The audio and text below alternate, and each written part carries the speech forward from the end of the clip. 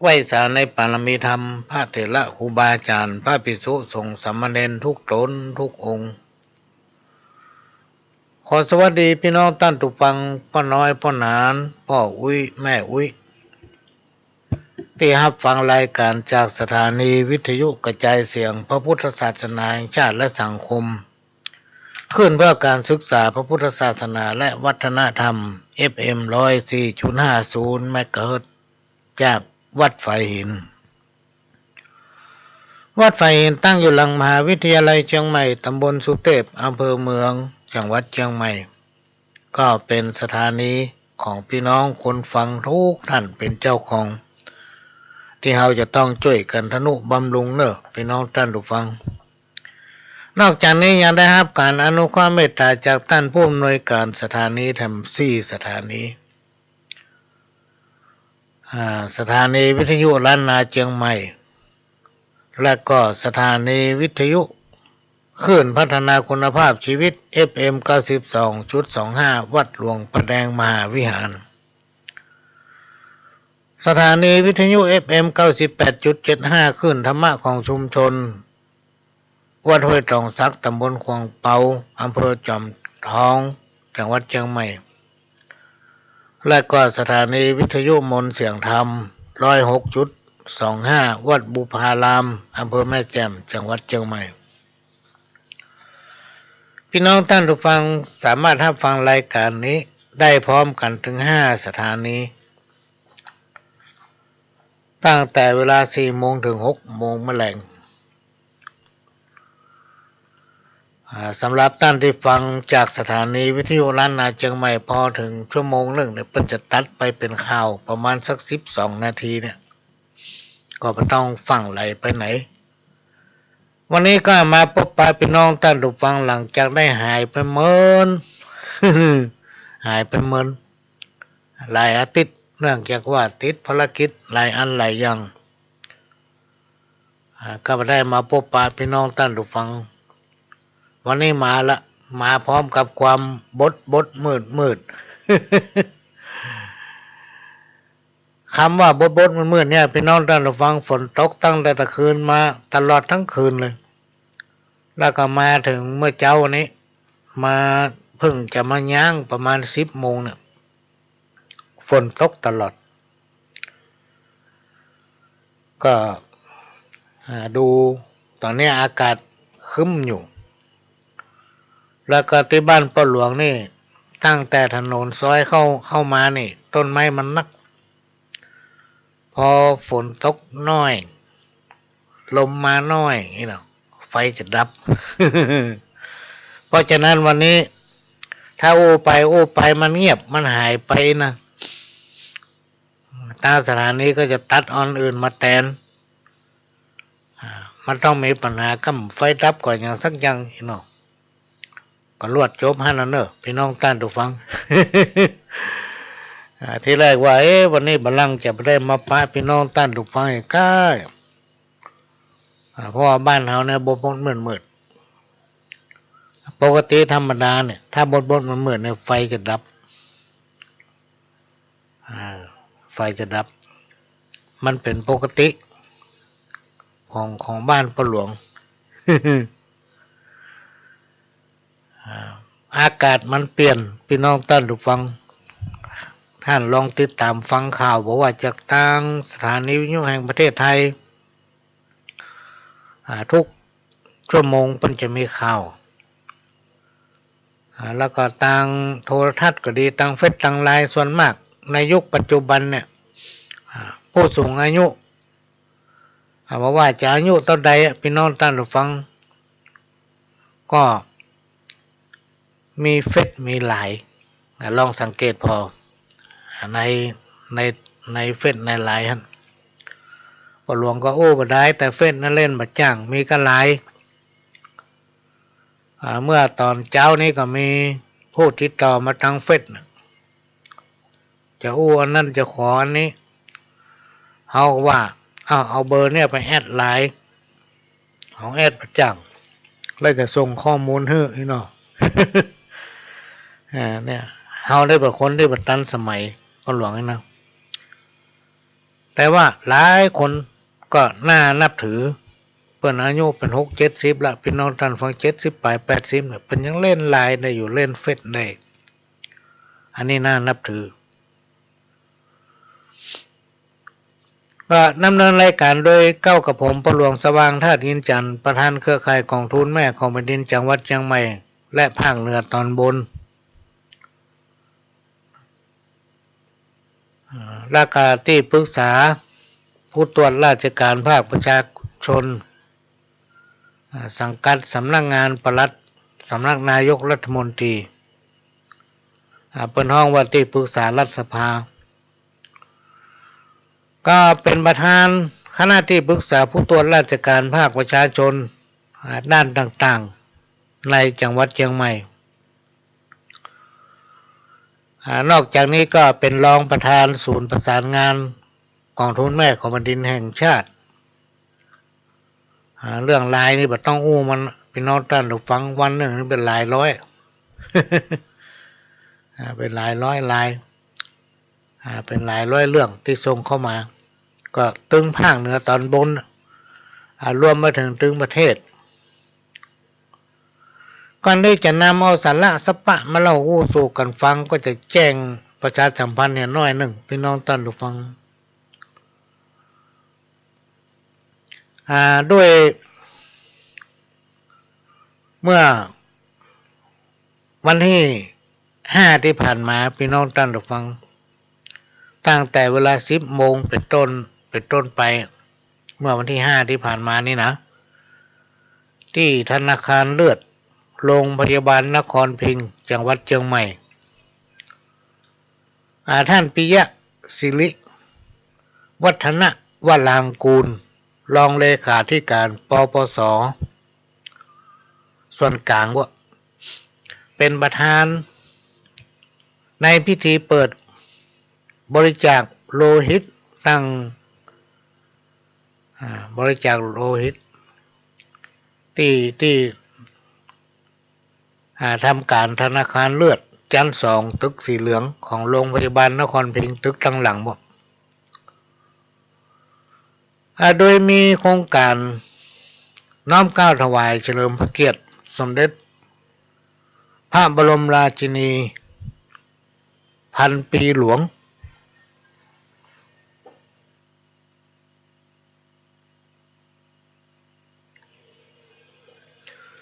เพื่อถวายเป็นพระราชกุศล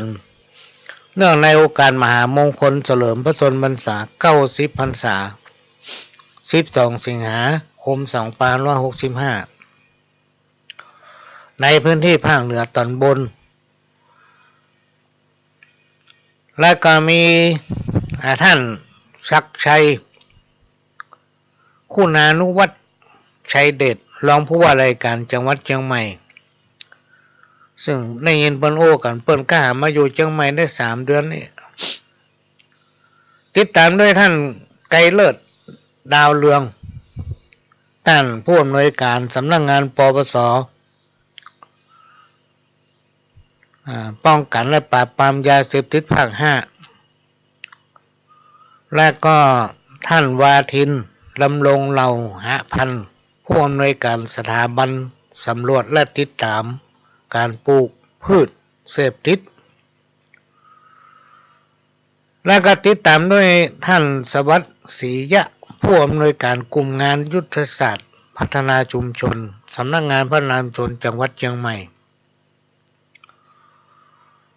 ท่านนายแพทย์พันธพงศ์ดาวเรืองศรีนายแพทย์ชำนาญผู้เชี่ยวชาญชำนาญการด้านการเงินการคลังและก็ด้านคุณสิริพรการุณนาราพรนักวิทยาศาสตร์การแพทย์ชำนาญการพิเศษหัวหน้างานธนาคารเลือดโรงพยาบาลนครพิงค์และก็มีนายสว่างธาตุอินจันทร์ประธานเครือข่ายกองทุนแม่ของแผ่นดินภาคเหนือตอนบนได้ไปร่วมโครงการรับบริจาคโลหิตรับบริจาคเลือดนะ ในการนั้นได้มีความสนใจจากพี่น้องประชาชนนะและเจ้าหน้าที่เป็นจำนวนนักมีผู้บริจาคโลหิตในวันนั้นจำนวนถึงหมด72 รายวันค่ำพี่น้องท่านผู้ฟังถ้ามั่มโจรค่ำไม่ใช่มีนักอยู่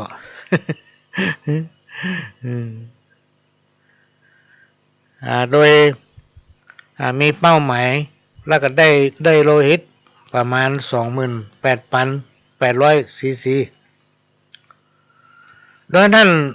รองเลขาธิการปปส.ส่วนกลางและผู้อำนวยการสำนักงานป้องกันและปราบปรามยาเสพติดภาค 5ก็ร่วมบริจาคโลหิตตัวนะเจ้าหน้าที่พนักงานสำนักงานปปส.ภาค 5และก็พัฒนาชุมชนองค์การปกครองส่วนท้องถิ่นเครือข่ายกองทุนแม่ของแผ่นดินภาคีเครือข่ายใน8 จังหวัดภาคเหนือกันร่วมกันบริจาคโลหิตเพื่อถวายสดุดีสมเด็จพระบรมราชินีพันปีหลวงซึ่งมีโครงการตั้งแต่วันนี้พี่น้องท่านผู้ฟังมีตั้งแต่วันที่5ที่ผ่านมาเนี่ยไปจนถึงวันที่31 ธันวาคม 2565ก็ขอแจ้งบอกให้พี่น้องประชาสัมพันธ์ต่อๆกันไปว่าที่โรงพยาบาลนครพิงค์เชียงใหม่ตึกสีเหลืองชั้น 2ห้องธนาคารเลือดก็มีการรับบริจาคโลหิตรับบริจาคเลือด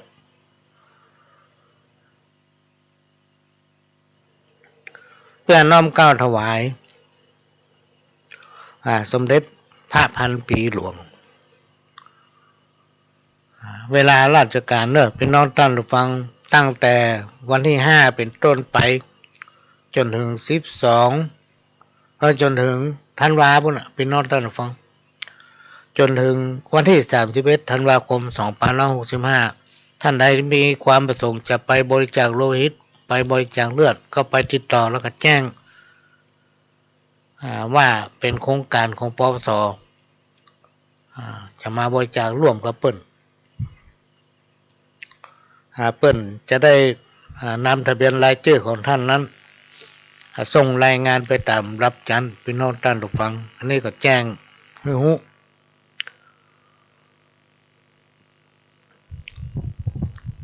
อันนี้เป็นเรื่องที่นำมาเล่าสู่กันฟัง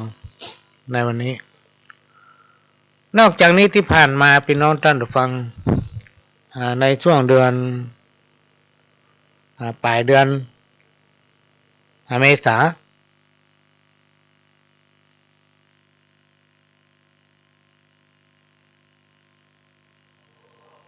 ก็มีการประชุมเครือข่ายกองทุนแม่ของแผ่นดินโดยได้มีสำนักงานพัฒนาชุมชนและก็สำนักงานพัฒนาทุกอำเภอ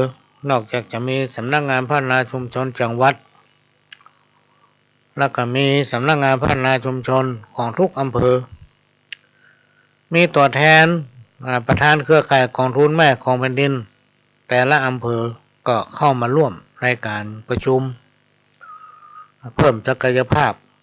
เมื่อวันที่25 เมษายนผ่านมาก็มี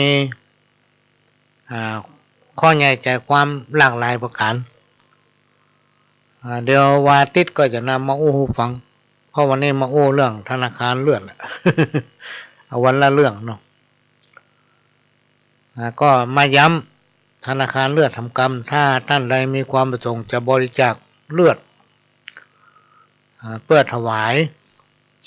แด่สมเด็จพระนางเจ้าพระบรมราชินีพันปีหลวงวันราชการ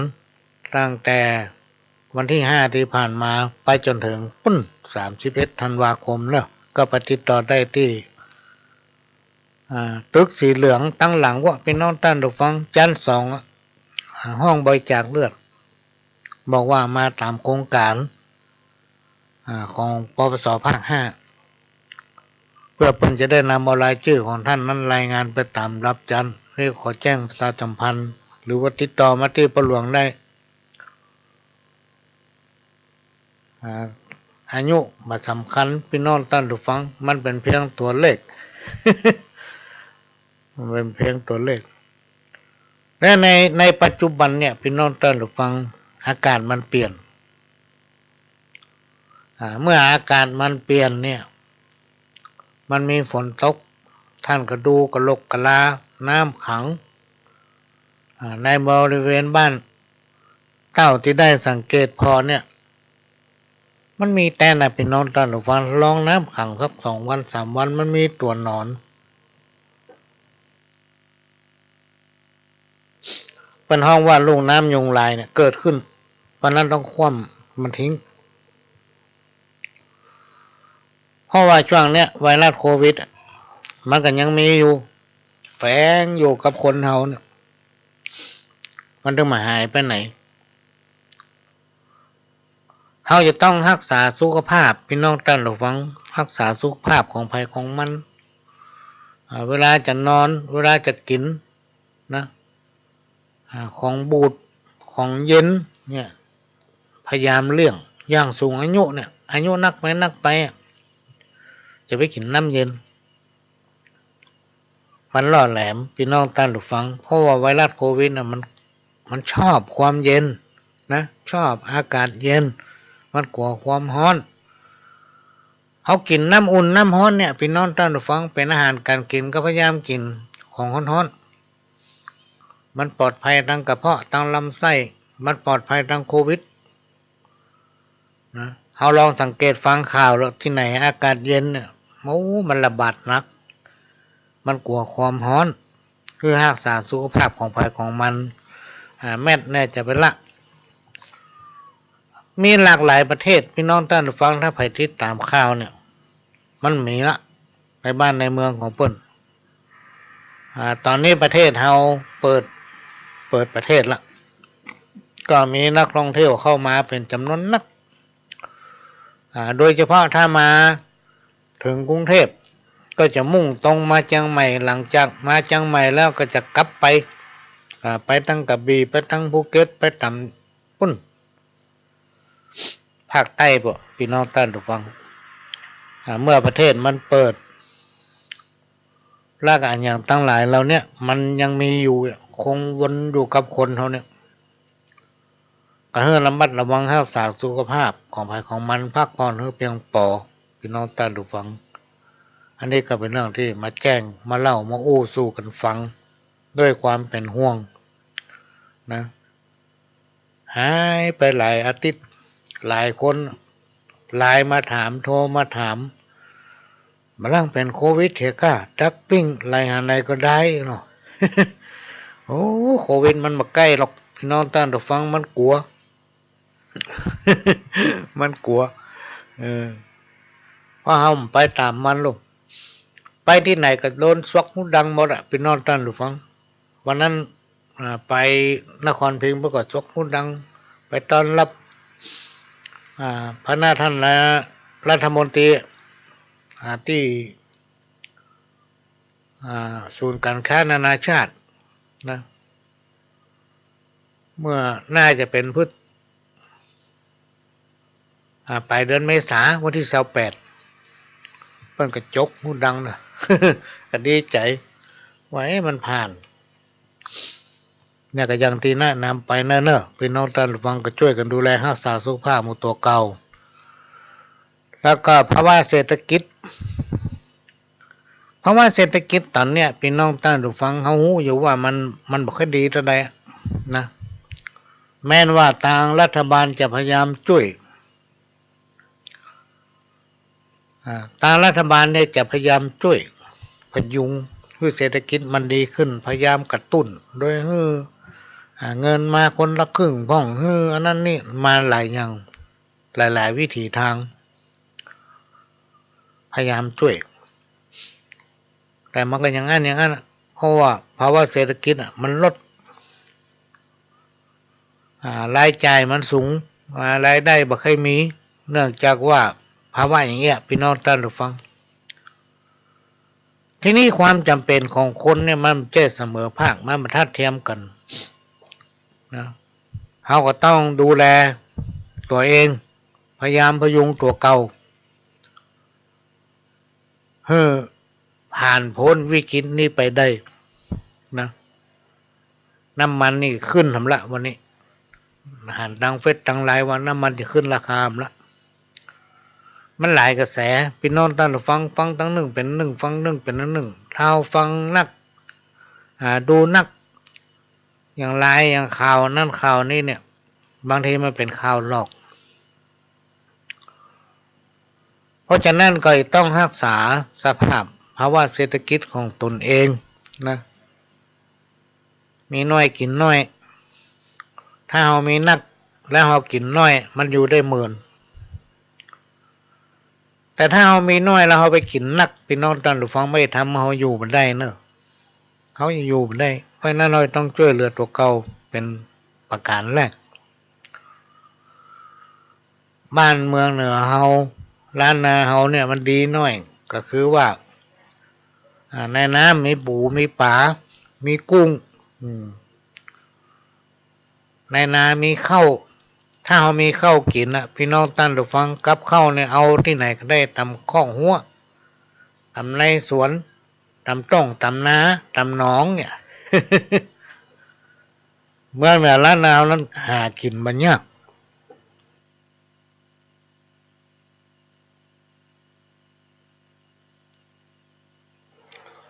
ก็ด้วยความเป็นห่วง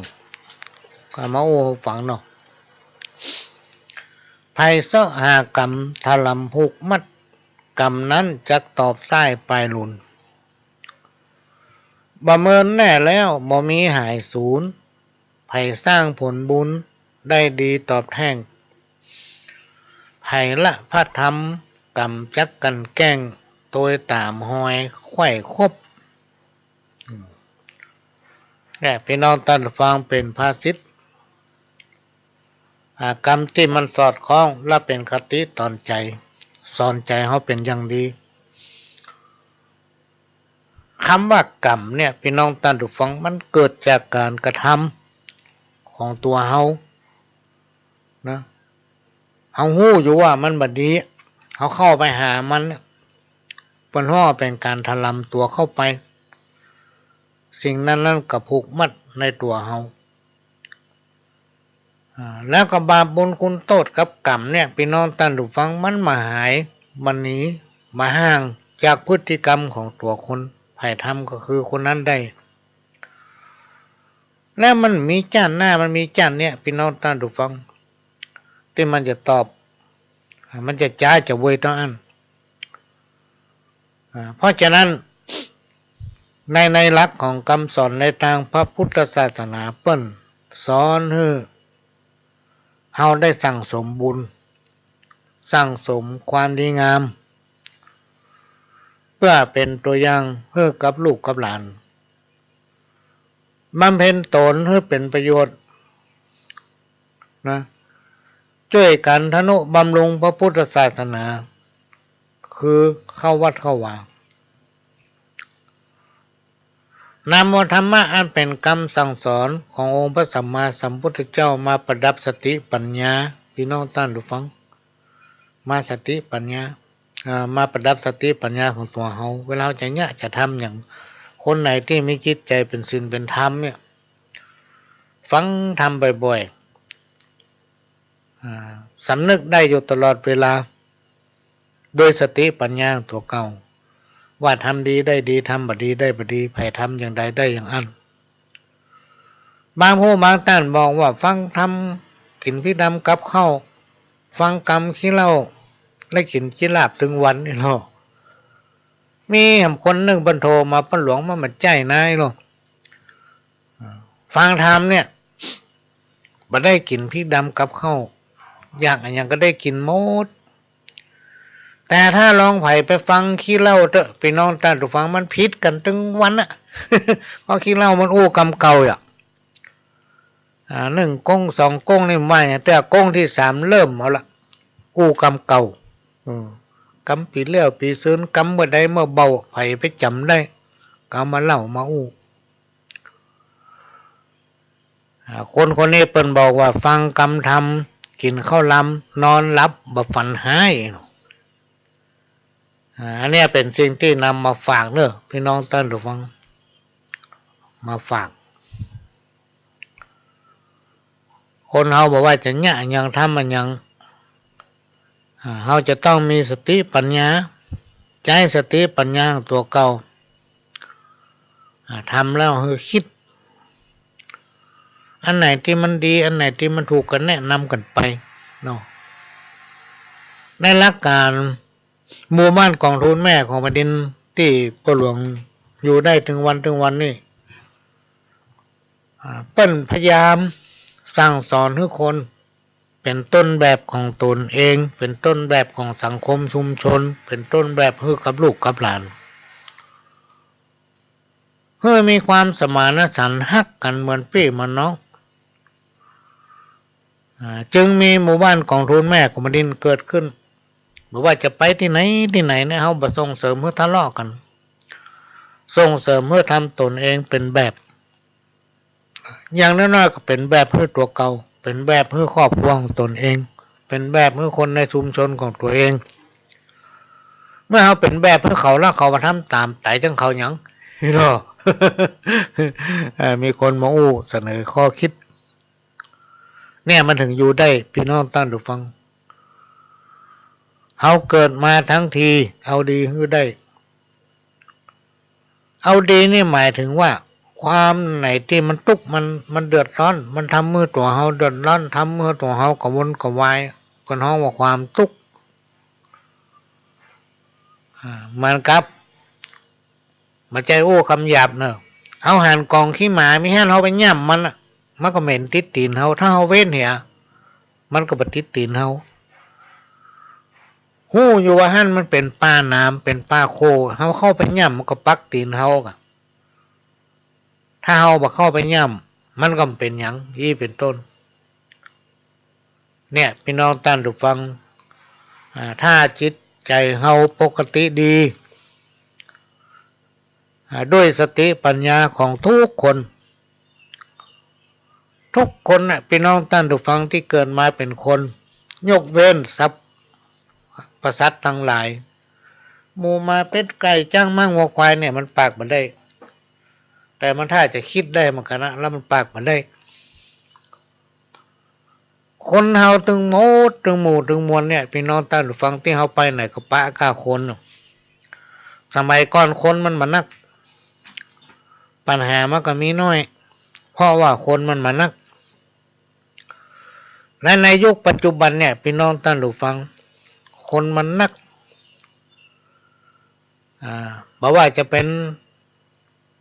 วัตถุอย่างต่างๆที่ติดตามมาพี่น้องท่านผู้ฟังสมมติเราไปงานหนึ่งมีคนอยู่60 คนรถก็มี60กันโทรศัพท์ก็มี60เครื่องเพราะนั้นทางเฟซทางไลน์เนี่ยลองสังเกตพอเถอะมันนักหนาปาปั้นหลายๆอันหลายๆอย่าง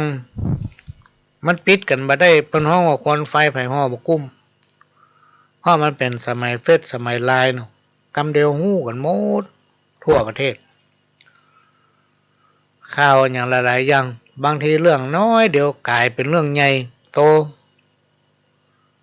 นะดังสนั่นปันปื้นที่จริงเรื่องมันน้อยเดียวเพราะว่าสื่อเนี่ยมันตันสมัยเพราะฉะนั้นก็ให้ระมัดระวังจะทำมันอย่างก็ใช้สติปัญญาของตนเองพิจารณาให้ท่องแท้ทุกคนมีความสามารถเป็นคนที่มีสติปัญญากับตนกับตัวหมดเป็นผู้ที่มีภูมิปัญญาพื้นบ้านทุกคนบ่เว้นใครสักคนนะยกเว้นกับคนบ้าอันนี้ประหลวงเชื่อแน่ว่าอย่างนั้นเพราะนั้นในสังคมชุมชนถ้าเราใครอยู่ดีมีสุขก็เขาก็สามัคคีกัน อยู่ด้วยกันเหมือนพี่เหมือนน้องพริกบ้านเหนือเกลือบ้านใต้พี่น้องท่านผู้ฟังบ่ต้องผิดกันบ่ต้องทะเลาะเบาะแว้งกันฆ่าก็ตายบ่ฆ่าก็ตายเพราะในที่สุดพี่น้องท่านผู้ฟังเฮาบ่ต้องไปฆ่ามันก็บ่ต้องมาฆ่าเฮาเหมือนมันก็ตายเหมือนกันหมด บ่เหลือสักคน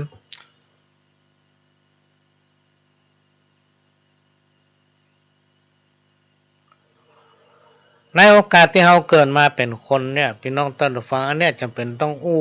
บ่อยๆนำมาอู้เจือๆก็เฮือใจเวลาที่เฮามีชีวิตอยู่ซึ่งบ่ถึง100 ปีเนี่ยเฮือมันคุ้มนะเมื่อใจเฮายังหูดังเฮายังสาบเนาะสามัญสำนึกของเฮาเนี่ยมันยังคิดได้บันทึกอย่างต่างๆที่ตัวเฮาเองทำไว้น่ะได้เพื่อตระหนักอยู่เสมอพี่น้องท่านผู้ฟังว่าระยะเวลาที่เฮาเกิดมาเป็นคนซึ่งมีอายุไปถึง100 ปีเนี่ยมาเมื่อเฮาก็ตายเขาก็ตายเนี่ยสั่งสมความสุขสั่งสมความดีงามอันไหนที่มันเป็นทุกข์ให้หนีคำว่าความทุกข์เนี่ยมีไผต้องการพี่น้องท่านผู้ฟังไผไผก็ได้เพราะความทุกข์ความยากเดือดร้อนนี่ยิ่งถ้าเดือดร้อนสมัยนะจะทำให้ตัวเองนะเดือดร้อนวุ่นวายกินบ่ได้นอนบ่หลับเพราะฉะนั้นถ้าหู้ว่ามันเป็นทุกข์อันเนี้ยมันบ่ดีฮะเข้าไปหามันแล้วมันจะเป็นทุกข์ก็จะไปใกล้มันหลีกเลี่ยงประคับประคองฐานะและตนเองด้วยสติปัญญาพี่น้องท่านผู้ฟังนะด้วยสติปัญญาตัวเก่าในที่สุดมันจะรอดอุปัตตวะกังวลอะไรอย่างต่างๆเนี่ยไปได้ปัญหามันย่อมมีเกิดขึ้นกับคนทุกคนยิ่งถ้าคนไหนมีปัญหาหนักมันต้องใช้ระยะเวลาที่แก้ไขเราจะต้องให้โอกาสตัวเองจะต้องให้โอกาสซึ่งกันและกันจุดที่สำคัญที่สุดที่มันก่อให้เกิดปัญหาความวุ่นวายเดือดร้อนเป็นพรรคเป็นพวกกันถึงวันนี้เพราะอย่างพี่น้องท่านผู้ฟังเพราะว่าคนเราลืมตัวเองคนเราลืมตัวเก่าบ่ฮู้จักหน้าที่ของตนเองว่าตัวเก่ามีหน้าที่อันหยังนะบ่ทำหน้าที่ของตนเองไปก้าวไก่งานอันนั้นไปก้าวไก่งานอันนี้ก็เลยทำให้เกิดความเดือดร้อนวุ่นวายบ่คิดว่าชีวิตเขาชีวิตเฮาพี่น้องท่านผู้ฟังมันมีค่าเหมือนกันทั้งหมดเฮาอย่างเงี้ยอย่างใดในโอกาสที่เฮามีลมหายใจอยู่เนี่ยทำมือคนฮักกันนะอันนี้ก็นำมาฝากเนอะพี่น้องท่านผู้ฟังกรรมเก่าใครมีเงินมีคำมันกึดมันสร้างใครเปิ้นอวดเปิ้นอ้างมันรักษาศีลกินทานคนขยันที่จะหาเงินทองได้จะมีสตางค์เพราะว่ามันเป็นคนขยันลูกคนที่มีศีลมีธรรมเนี่ยย่อมเป็นคนที่คนอื่นยกย่องพี่น้องท่านผู้ฟังอันนี้เป็นกรรมที่ครูบาอาจารย์เพิ่นกล่าวไว้คนที่มีความขยันมันเพียรเนี่ยนักเอาเบาก็สู้ทำมันทุกอย่างโดยใจสติปัญญาของตนเองมาเบียดเบียนคนอื่นแล้วเวลาจะทำอย่างลงไปก็บ่ทำเมื่อตนเองเดือดร้อนนะด้วยปกครองตัวเก่าด้วยสติปัญญาทำตามหน้าที่ของตัวเองอันนี้ก็นำมาฝากกรรมเก่าอย่าเอาคนตาบอดนำทางอย่าเอาคนตาฟังมาแบกไม้แค่มีความหมายว่าจะไปเอาคนที่มีความรู้คนที่มีความสามารถมาเป็นผู้น อย่านำเอาคนที่บ่ฮู้แท้หรือคนที่บ่ฮู้จริงมาเป็นแบบนะลักษณะของคนพี่น้องท่านหรือฟังก็ลองสังเกตพอไอ้หมอนั้นมันอู้เป็นฟืนเป็นไฟโอ้อู้เป็นตุ๊เป็นตาฟังแล้วมีเหตุมีผลอันนั้นคือคนทำคนแย่แตะเพิ่นมีความสามารถบางคนอู้เป็นเงอะเงินพี่น้องท่านหรือฟังอู้เป็นเงอะเงินอู้เรื่องไหนก็แล้วแต่ได้นะอาศัยตำราพ่องอาศัยฟังจากคนนั้นคนนี้มาพ่องเลยที่ตนเองบ่ฮู้แท้บ่ได้ทำบ่ได้เนี่ยมันต้องอู้บ่จ้างคนเฮาเนี่ยไปนอนต้นฟังถ้าไปจ้างอะไรเนี่ยอย่างไปแล้วมันอู้เป็นตุเป็นตะสามารถมาเป็นแบบได้มีหลายคนพี่น้องท่านผู้ฟังที่ประหลวงได้มีโอกาสได้พบได้ปะได้คุกคีคบหาสมาคมตัวเนี่ยบางคนในหูหมดวันไหนให้เนี่ยมันจะใจเข้าหวานกี่เม็ดเนี่ยแล้วจะใส่ปุ๋ยกี่เตื้อใจปุ๋ยอันหยังหวานอย่างใดและสามารถคำนวณได้ว่านาให้เนี่ยมัน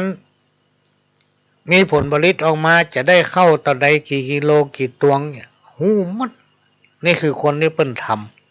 ำคนที่ประทำเนี่ยมันเดาสุ่มไปเลยอู้ไปเลยฟังแล้วเข้าใจเพราะมันอะไรเงี้ย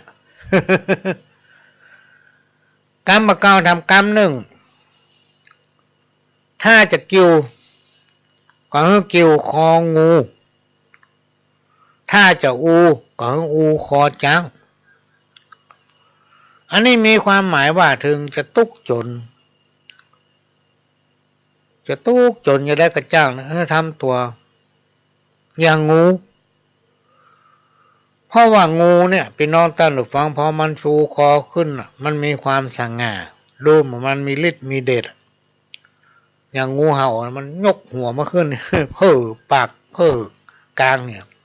เพ่อคองมันมีความสง่าหน้าแก่งขามนะและถ้าจะรวยให้รวยอย่างเศรษฐีนะมีศีลมีธรรมมีจิตใจโอบอ้อมอารีช่วยเหลือสังคมเพื่อการสงเคราะห์ผู้ด้อยโอกาสบ้านเหนือบ้านใต้ในสังคมชุมชนของตนเป็นประการแรกนะเป็นเพราะว่ารวยอย่างเศรษฐีช่วยเหลืองานทุกอย่าง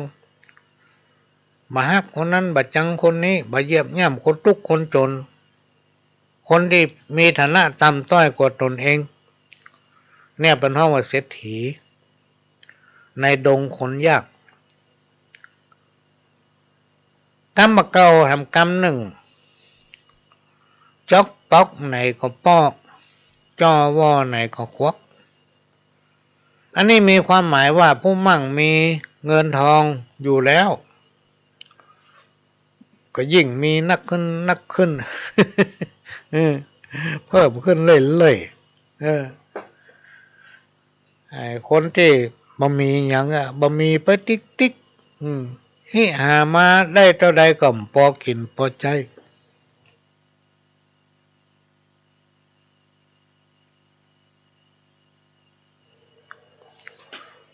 เปิ้นห้องว่าจอกปอกไหนก็ปอกจ่อวอไหนก็ควักนะกรรมเก่าทำกรรมหนึ่งไข้ขี้ล่นหาขอน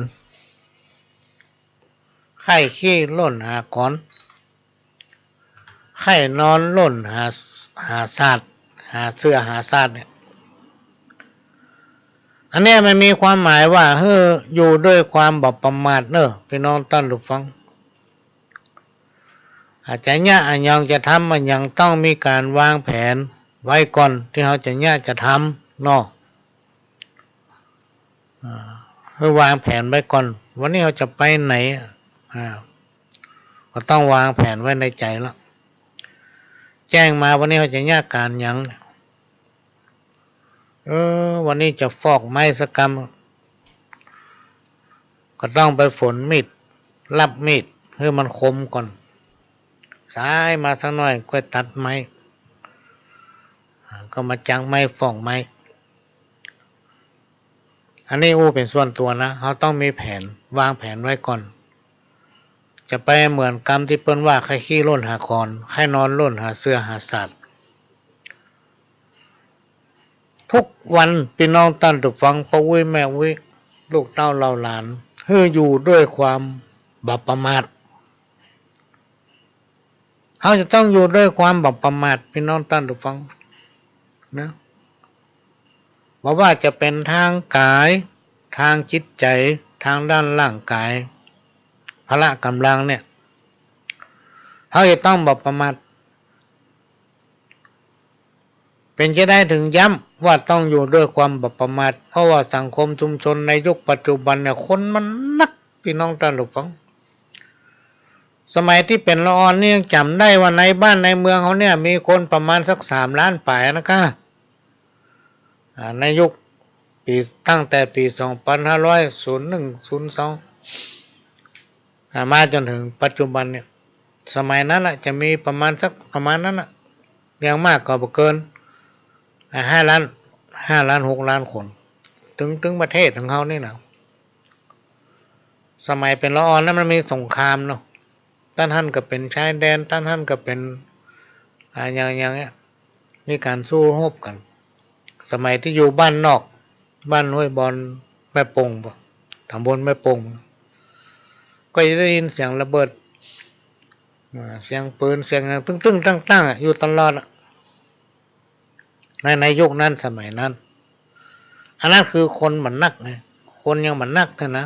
มีบกี่ล้านแต่ปัจจุบันเนี่ยพี่น้องท่านผู้ฟังคนมันนักเพิ่มขึ้นมาเพราะฉะนั้นเราจะต้องวางตัวเองบ่ให้ประมาทนะบ่ให้ประมาท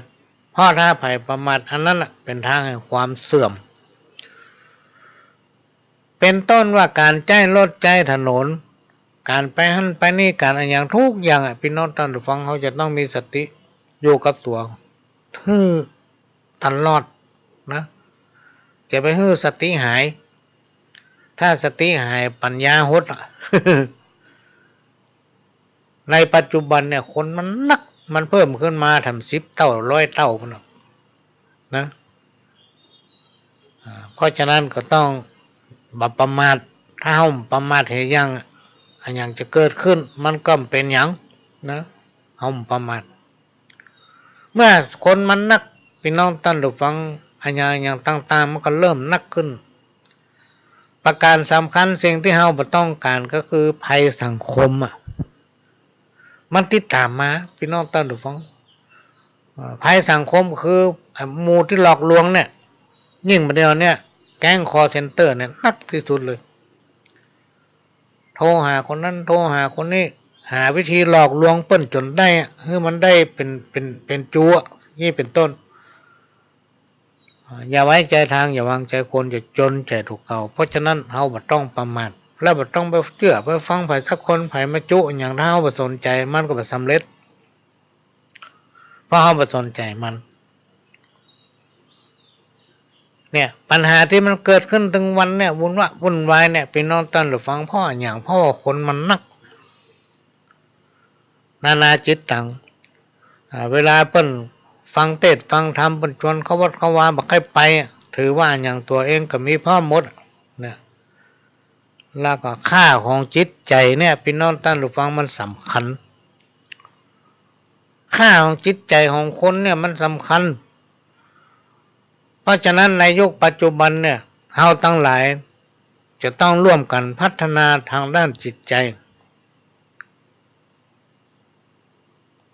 พัฒนาคนเนี่ยต้องพัฒนาทางด้านจิตใจของเขาแล้วก็ถึงพัฒนาทางด้านสัมมาอาชีพ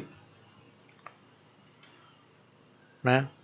คนเฮาถ้าได้อยู่ดีกินดีปัญหาสังคมมันบ่เกิดที่มันเกิดขึ้นถึงวันเนี่ยคนมันหลายพี่น้องท่านผู้ฟังคนมันนักนะคนมันนักอย่างน้อยก็เฮียนกันเฮีย เพิ่นแนะนำมันอย่างน้อย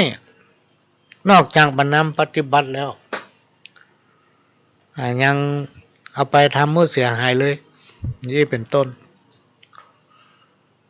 บัดแจ้ว่าเปิ้นบัดช่วยนะพี่น้องท่านผู้ฟัง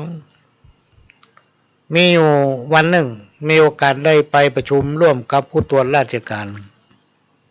ด้านต่างๆนี่แหละเปิ้นก็บอกว่าคนเฮาเนี่ยเวลาเปิ้นช่วยเหลืออย่างไปมาให้ความสำคัญแล้วเวลาได้อย่างไปก็บอกไว้พัฒนาแต่เมื่อนำไปแล้วตอนจะคืนบ่ฮื้อเปิ้นน่ะมั้งเนี่ยลบหลีกในที่สุดเปิ้นก็ช่วยไผต่อไปได้ละเพราะมันไปหายอย่างนั้นเนี่ยคนเฮามันเป็นอย่างเงี้ยพี่น้องท่านผู้ฟังยากจนแต่ๆมามีความยากจนนักอันนี้เปิ้นอู้ในที่ประชุมนี่เฮามาฟังดูมันให้จะแต่เนาะ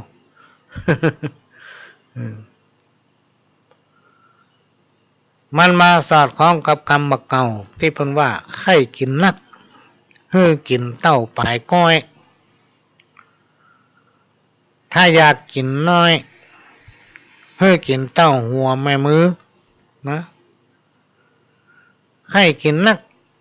ฮื้อกินเต้าปลายก้อยถ้าไข่กินน้อยฮื้อกินกำเดียวพี่น้องท่านผู้ฟัง อันยังก็จ้างพี่น้องท่านผู้ฟังมันจะต้องก้อยเป็นก้อยไปทีละน้อยทีละน้อยนะมากระฐานะของคนเฮาเนี่ยถ้าไผคิดว่ากูจะรวยพวกมันเธอเนี่ยอันนั้นน่ะแย่แล้วโอกาสที่จะรวยพวกมันเธอมันเป็นไปไม่ได้หรอกมันได้อยู่ได้กินไปเป็นวันเป็นวันเป็นวันพี่น้องท่านผู้ฟังแล้วสักวันหนึ่งมันจะต้องประสบความสำเร็จก็คือบ่อดกั้นบ่อยากสิ่งที่เฮาใครมีมันก็มีสิ่งที่เฮาใครได้มันก็ได้นี่เป็นต้นแต่ถ้าเฮาหวังว่ากูจะต้องได้งวดนี้กูต้องโดนรางวัลที่หนึ่งแน่มีเท่าใดเคาะไปซื้อหมดจบเลยพี่น้องท่านผู้ฟังเพราะฉะนั้นเราจะต้องตั้งสติตัวเก่าบริหารตนเองนะก้อยเป็นก้อยไปนะก้อยเป็นก้อยไปมีน้อยกินน้อยมีนักกินนักมีความจำเป็นอย่างก็อู้ความจริงไป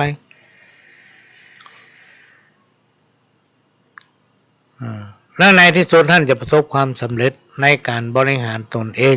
เพิ่นหนึ่งห้องว่าพัฒนาจิตใจพัฒนาตนเองแล้วก็มาพิจารณาถึงเรื่องการประกอบสัมมาอาชีพเขาจะเนี่ยจะใดให้มันได้สตางค์จะเนี่ยการอะไรอย่างจะเริ่มต้นอย่างใดให้มันได้สตางค์ภายในบุกี้อาทิตย์ตั้งหน้าเนี่ยนะเพื่อมันจะมาผ่อนคลายอย่างต่างๆได้ต้องคิดอย่างนี้ถ้าผมไปรับจ้างไผ่เขาเนี่ยอย่างในบ้านของเขาเนี่ยแล้วบุกี้เดือนละให้มันได้สตางค์เพื่อให้มันมีสภาพคล่องในตนเองนะอันนี้ก็ฝากไว้เนอะพี่น้องท่านผู้ฟังฝากไว้นะกรรมเก่าทำกรรมหนึ่งไปมามีไผดามามีไผต้อนไปมามีไผดามามีไผต้อนมีความหมายว่าเป็นคนโสดบ่มีลูกบ่มีเมียบ่มีลูกบ่มีผัวที่จริงมันก็ดีนะพี่น้องท่านผู้ฟังมันสะดวกสบายดีกูยังแต่ว่ามีไผดูแลเอาใจใส่อีบ่ได้เนาะ ทำกรรมหนึ่งเอาดีบ่ได้เอาได้บ่ดีเอาดีบ่ได้เอาได้บ่ดีมันมีความหมายว่าอย่าเป็นคนด่วนตัดสินใจอันยังก็จ้างพี่น้องท่านผู้ฟังจะไปฟังตัดสินใจนะเพื่อใจจิตสำนึกเพื่อใจสติปัญญาคิดไข้ควรเหตุก่อนเอาดีบ่ได้เอาได้บ่ดีถ้าเอาฟังตัดสินใจไปมันอาจจะเอาดีบ่ได้ หรือว่าได้มาแล้วมันไม่ได้ดีที่เป็นต้นเพราะนั้นเราจะต้องอยู่ด้วยสติปัญญาของตัวเก่าข้ามมาก็ต้องพิจารณาว่าวันนี้กูทำมันอย่างไปพ่องและถ้าเมื่อกี้วันตั้งหน้ามันจะมีรายได้มาจากอันหยังเนี่ยพี่น้องท่านดูฟังอันนี้เป็นสิ่งที่ครูบาอาจารย์เปิ้นเคยกล่าวไว้ว่าคนเฮานั้นจะต้องช่วยเหลือตัวเก่าก่อนเขาจะต้องคิดถึงตนเองอ่ะพี่น้องท่านดูฟังว่าเขาอย่างเงี้ยอย่างใดถ้ามีรายได้ก่อเกิดขึ้นในทำเมื่อกี้วันตั้งหน้าคิดถึงวันอ่ะพี่น้องท่านดูฟังแล้วมันถึงจะอยู่ได้ต้องพัฒนาตนเองโดยใจสติปัญญาตัวเก่าที่บ้านปะหลวงเนี่ยที่ข้างที่ในหมู่บ้านเนี่ยมันมีมูลนิธิเปิดห้องว่ามูลนิธิสิริวัฒนาเชษเชียหรือบ้านคนพิการบางคนก็มีแขนบางคนก็มีแขนมีตีนมีมือแต่ว่ามีตีนมีแข้งมีขายี่เป็นต้นขนาดเขาเป็นพิการอ่ะพี่น้องท่านผู้ฟังบางคนมีตีนมันมีมือมีกระตัวเนี่ยใจปากเนี่ยแต่เขายังทำอาชีพอันนั้นอันนี้อาชีพจักสารทำไม่จิ้มฟันทำไม่เสียบจักตอกสารตะกร้าเนี่ยได้ทุกอย่างพี่น้องท่านฟังอันเนี้ยมีการพัฒนาตนเองนะก็เลยทำให้มีฝีมือออกมาที่มีคุณค่าได้ขายทำให้เอาตัวรอดอยู่ได้มีสตางค์ใจคิดเอาตีอ่ะ เนี่ยพี่น้องท่านฟังจะไปน้อยเนื้อต่ำใจในวาสนาดวงชะตาของตัวเก่าคนเฮาเนี่ยเปิ้นบอกว่า3 ปีดี4 ปีหายวันนี้อาจจะดีพวกอาจจะหายมันเป็นเรื่องธรรมดาสลับกันไปมันอยู่ที่เฮาจะตั้งสติหับกับมันจะไปน้อยใจในวาสนาของตนเองนะถ้าวาสนาจะดีอย่างใดก็จ้างพี่น้องท่านผู้ฟังแล้วเป็นคนขี้ค้านล่ะบรรยากาศบรรยากงานอะไรอย่างเงี้ยกินแล้วเอวแล้วกินมาวันรับมาคืนเอวเนี่ยวาสนาจะดีก็จ้างมันต้องอยู่ได้พี่น้องท่านผู้ฟังในที่สุดจุ้ง ถึงจะเป็นเจ้าจ้างมหาเศรษฐีชื่อเสียงบดีไผบ่อวดอ้างชื่อเสียงเฮาดีถึงแม้นตายกันดั้งก็ยังมีคนอวดอ้างยินดีอันนี้มีความหมายว่าถึงแม้จะเป็นมหาเศรษฐีมีเงินล้นฟ้าแต่ทำความบดีพี่น้องท่านผู้ฟังทำความบดีบ่มีไผยกย่องสรรเสริญนะคนประเภทเนี้ยบ่มีไผยกย่องสรรเสริญเพราะมันเป็นคนบดีแต่ถ้าเป็นคนที่มีคุณธรรมจิตใจงามเป็นคนดีแม้ว่ามันจะยากจนพี่น้องท่านผู้ฟังพอมันตายไปเนี่ยมีคนยกย่องสรรเสริญอู้ถึงโอ้ขึ้นฮอดคนนั้นคนนี้ไอ้คนที่เป็นคนใจแคบชอบย่ำคนอื่นมองคนอื่นเนี่ยต่ำต้อยนะยกตัวเองไปข่มปนคนอย่างเงี้ยพี่น้องท่านฟังตายไปไผ่บรรยินเนี่ยตายไปเนี่ยไผ่ไม่ได้สนใจหรอกเพราะมันมีน้ำใจหมูจักฆ่าของคนประเภทเนี้ยพี่น้องท่านดูฟังไผ่ประสรรเสริญเปิ้นมายกย่องคนเฮาทุกคนมีค่าเหมือนกันหมดทัดเทียมกันหมดมีเกิดมีตายมีทุกข์มีสุขอยู่กับอัตภาพของตัวตนเพราะฉะนั้นเราจะต้องให้เกียรติซึ่งกันและกันนะสร้างความสมานฉันท์ให้กันไว้เพราะทุกคนอายุไม่ใช่ถึง100แล้วถ้าตายไป จะได้เกิดเป็นคนทำกอเนี่ยพี่น้องท่านผู้ฟังไผ่ตอบได้พ่อมันตายไปไม่ได้มาเกิดทำกอเพราะฉะนั้นเรายังมาฮักกันนะในโอกาสที่เราเกิดมาเป็นคนในช่วงที่เรามีชีวิตจิตใจเนี่ยเฮาฮึกเกียรติเขาฮึกเกียรติเฮาดีกับเขาดีกับเฮาอยู่ม่วนพี่น้องท่านฟังกินกันล้ำนอนกันลับ อันนี้เป็นเรื่องที่นำมาฝากกรรมบะเก่าทำกรรมหนึ่งจับใจแห้งมาแน่นใจกาจับใจมอยาพญาติบสู้เนี่ยเราต้องพิจารณาตัวนะพี่น้องท่านฟังจับใจแห้งมาแน่นใจกาจับใจมอยาพญาติบสู้มีความหมายว่ายากที่จะทำอันอย่างให้ถูกใจทุกคนพี่น้องท่านผู้ฟังจับใจแห้งสิ่งที่แห้งมันชอบมันก็ตบปีกตบมือเฮากะเอาเลยมันชอบใจเมื่อก้าวหันเป็นพิษกันทะเลาะกันเนี่ยโอ้เฮาอย่างม่วนอกม่วนใจถ้าเป็นเนี่ยกรรมเนี่ยตบมือคือเป็นพิษกันติ๊กโดยบ่คิดหน้าบ่คิดหลังบ่คิดถึงคุณค่าของคนมันถึงมีคำว่าจับใจแห้งมันแน่นใจกาจับใจมอยาพญาติบสู้เหมือนที่เนี่ยจะว่ากรรมเก่าก็แม่นว่าเท้าขยูม่วนใครกินข้าวลำนอนรับก็ไม่ต้องทะเลาะเบาแวงกันอันไหนที่ควรอภัยก็อภัยเพราะสิ่งที่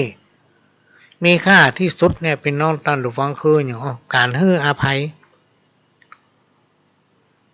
นะไปที่ไหนก็มีคนฮักไปที่ไหนก็มีคนชอบถ้าไปผิดกับคนนั่นเดี๋ยวพ่องไปผิดกับฟันนี่พ่องนะโดยมือเกียรติซึ่งกันและกันมาสร้างความสมานฉันท์สามัคคีไว้มันเหมือนกรรมเนี่ยจับใจแห้งมาแน่นใจกาจับใจมอยาพญาติมาสู้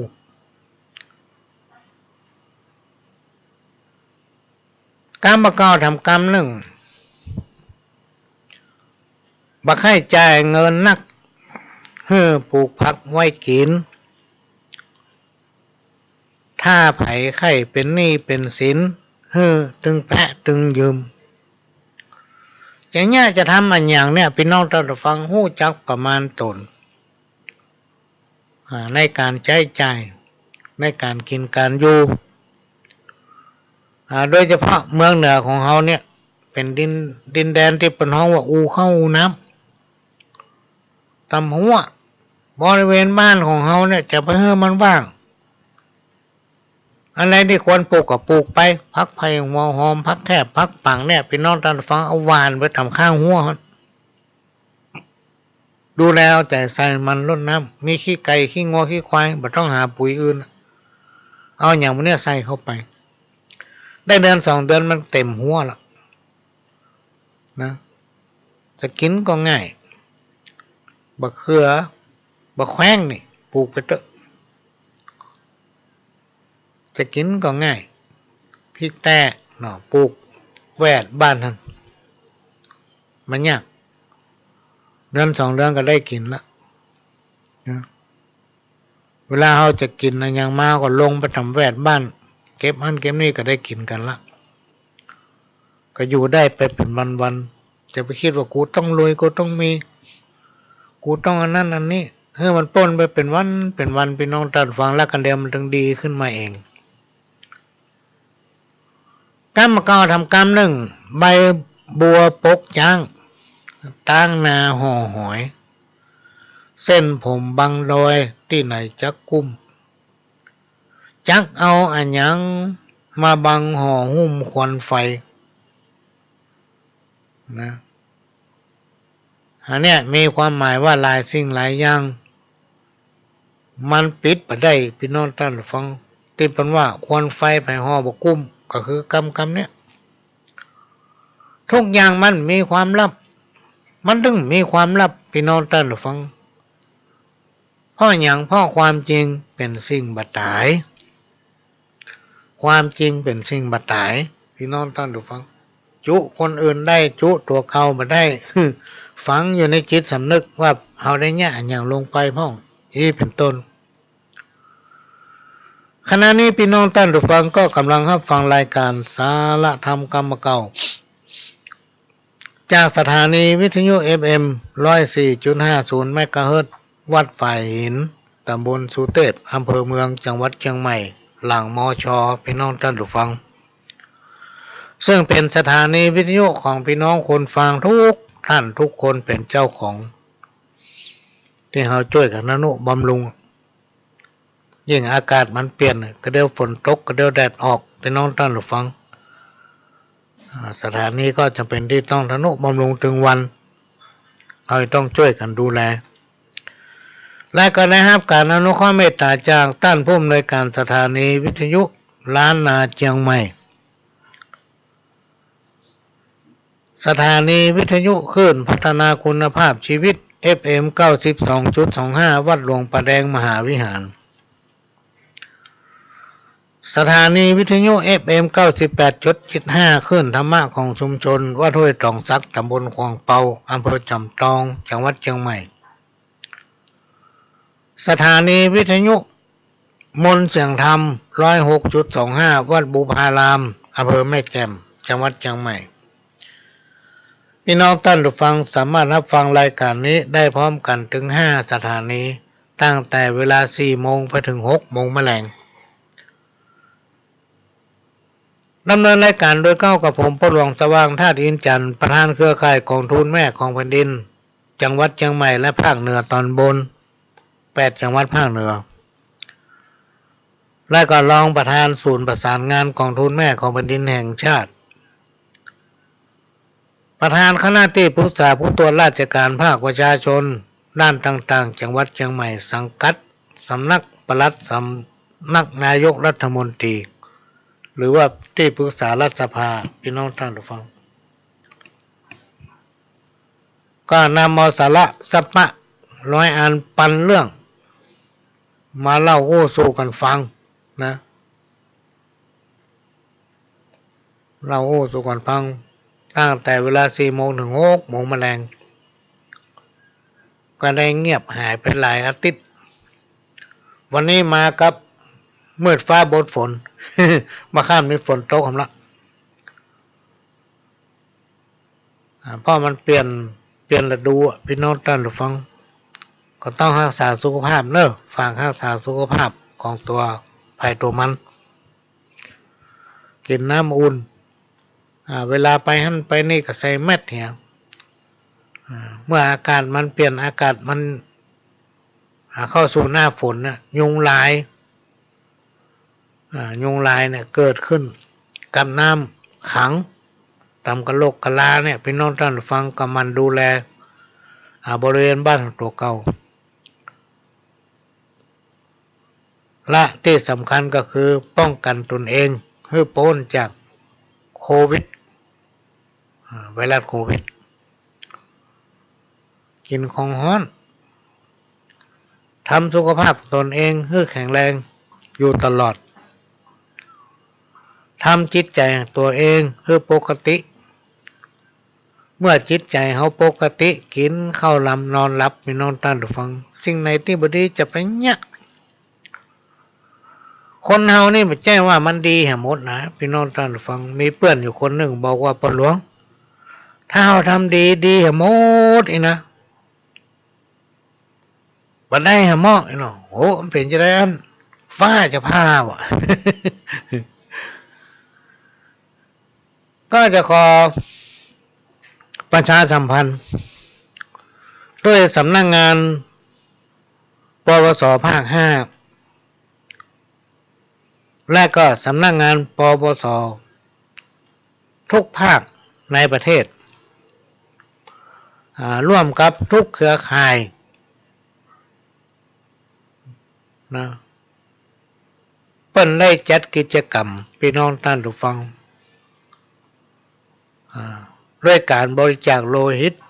ภายใต้โครงการ90พรรษา90ล้านซีซีเพื่อน้อมเกล้าถวาย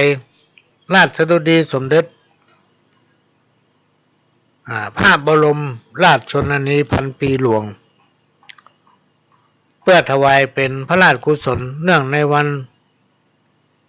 ในโอกาสมหามงคลเฉลิมพระชนมพรรษา90 พรรษา12 สิงหาคม 2565นับจากวันที่5 พฤษภาคมไปจนถึงวันที่31 ธันวาคมเนอะพี่น้องท่านผู้ฟัง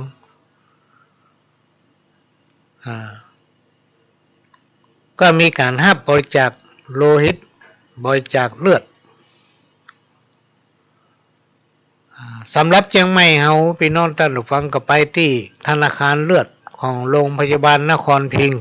จังหวัดเชียงใหม่ชั้น2ตึกสีเหลืองทั้งหลังพวกก็ไปบอกว่ามาบริจาคเลือดภายใต้โครงการถวายราชดุดีสมเด็จพระบรมราชชนนีพันปีหลวงท่านก็ไปติดต่อได้ตั้งแต่วันที่5 พฤษภาคมที่ผ่านมาไปจนถึง31 ธันวาคม 2565ได้ทุกเวลาเนอะพี่น้องท่านฟังก็แจ้งให้เพิ่นว่าเป็นโครงการจากปวสภาค5เพื่อเพิ่นจะแนะนำรายชื่อของท่านนั้นนำเสนอไปตามลำดับชั้นอันนี้ก็มาแจ้งให้ทราบมาอู้หูฟัง แล้วก็ทำข่าวนึ่งพี่น้องท่านผู้ฟังก็นะครับไลน์เหมือนกันนะจากอาจารย์วันลบนามวงพรมเปิ้นเป็นพวกแกวัดเป็นไวยวัจกรของวัดพระบรมธาตุเจ้าดอยสุเทพน่าจะแม่นนะ เปิ้นก็ส่งไลน์ให้พี่น้องท่านผู้ฟังว่าตอนนี้มีกิจกรรมสืบสานประเพณีเตียวขึ้นดอยงานไหว้สาปารมีพระบรมธาตุถวายน้ำพระราชทานประจำปี 2565 วันที่ 14 พฤษภาคม 2565 คณะกรรมการและประชาชนพร้อมกันที่ควงอนุสาวรีย์ครูบาเจ้าศรีวิชัยนะแล้วก็เวลา 19:00 น.นี้ท่านผู้ว่าราชการจังหวัดเดินทางไปถึงก็จะมีการแสดงฟ้อนรำที่หลากหลายพี่น้องท่านผู้ฟังนะมีการกล่าวรายงานเนาะมีการร่วมกันฟังเทศน์ฟังธรรมสมทานศีลอย่างก็ว่ากันไปแล้วก็จะมีขบวนพี่น้องท่านผู้ฟังขบวนอัญเชิญน้ำส่งพระราชทานขึ้นสู่พระบรมธาตุเจ้าดอยสุเทพนะก็ตั้งคืนนะถ้าไผเคยไปนี่จะหู้พี่น้องท่านฟังแต่พ่อหลวงนี่บอกเคยไป ร่วมขบวนกระเปิ้ลบอกเคยไปแต่ว่าลูกเต้าเราหลานเขาไปกันอันนี้ก็ขอแจ้งประชาสัมพันธ์เนอะพี่น้องท่านผู้ฟังกิจกรรมเดินขึ้นดอยสุเทพปีนี้เป็นมีละโดยเริ่มรวมตัวกันที่อนุสาวรีย์ครูบาเจ้านี่ขอแจ้งประชาสัมพันธ์แล้วก็ในวันวิสาขะก็น่าจะมีทุกวัดพี่น้องท่านผู้ฟังไผอยู่ใกล้วัดไหนก็ไปวัดนั่นในรอบนอกเนี่ยเปิ้นจะมีวัดประจำบ้านของเปิ้นถ้าเป็นในตัวเมืองเนี่ยวัดมันติดกันท่านสะดวกไหนก็ไปที่หั่นนะที่มันใกล้บ้านอันนี้ก็ด้วยความเป็นห่วงนำมาฝากและในช่วงที่บ้านเปิดเมืองเนี่ยเป็นนอกด้านฝั่งเปิ้นฮ้อเปิดบ้านเปิดเมืองเจ้าต่างชาติก็เข้ามานะ ที่อดเป็นห่วงบ่ได้ก็คือไวรัสโควิดสถานที่ท่องเที่ยวที่ไหนที่มันดังที่มันดูดีหน่อยคนมันจะนักพี่น้องแต่ละฟังถึงบ้านเปิ้นบ้านเฮา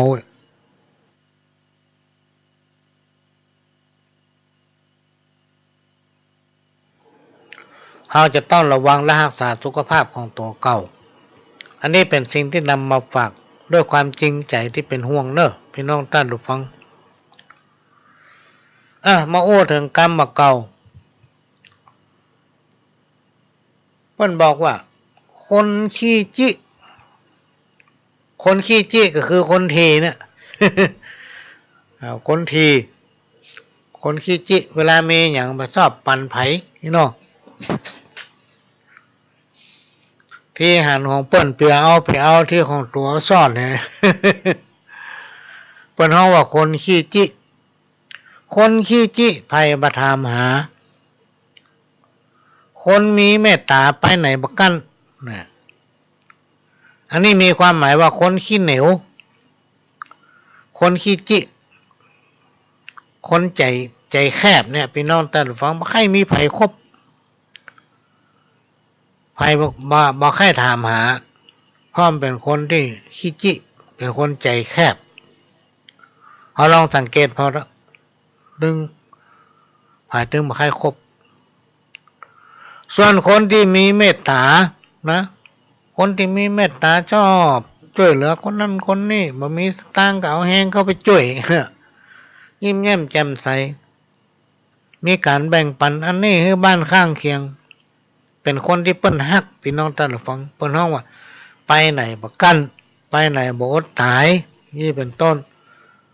คนใจดำใจแคบนะเฮาถึงห้องกินน้ำลง ถึงห้องกินน้ำเหมือนกับครูบาอาจารย์เพิ่นเคยอู้ฟังว่ามีคนหนึ่งไปซ่อซื้อควายไปป้าจะเปิ้นเลี้ยงนกว่าโอ้นกของอยู่ป่าเอามาขังกงเงินกงคำมันก็ดึงบ่ชอบเป็นบาปเป็นกรรมนี่โลกทำมือเปิ้นไล่อิสระเอาไปปล่อยเห็นเด้อเจ้าบ้านปัดก้นขึ้นเฮือนปิดประตูต้มเปิ้นฮ้อคนใจแคบบ่แบ่งปันใจให้เปิ้นคนอื่นต้องทำวันเปื้อนมันไปประกองสัตว์ทหารกงนกเอี้ยงหันนกเอี้ยงย้ายทึบดิดมือเตียวเขาหากงนกเอี้ยงห่มก้นด้วยจุกลูโอ้งามแต่งามว่าบ่ก้อยเนาะโอ้พอโลเจ้าของเปิ้นได้ยินใส่ไปนอนต้านดูฟังโอ้หมอนี่มันชอบเปิ้นก็เอิ้นเขาใส่แหละโอ้พอเซลลูกที่ไหนมามาแพะขึ้นมาบนบ้านเนี่ยมีหยังก็เอามาสู้มาให้กินนะเนี่ยเรียกว่ามีเมตตาแล้วไปไหนบ่กั้นจ้างเข้าหาคนแบ่งใจให้เปิ้นเนี่ยนะคนเฮามันต้องอย่างเงี้ยนะพี่น้องท่านผู้ฟังบางทีซื้อลำไปก็บ่ได้นะกดก็บ่ดีนะซื้อล่ำก็บ่ดีเฮา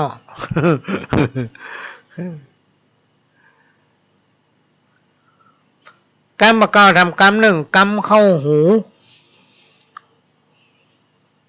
จะไปฟังถูออกปากจักยากใจปลายลูน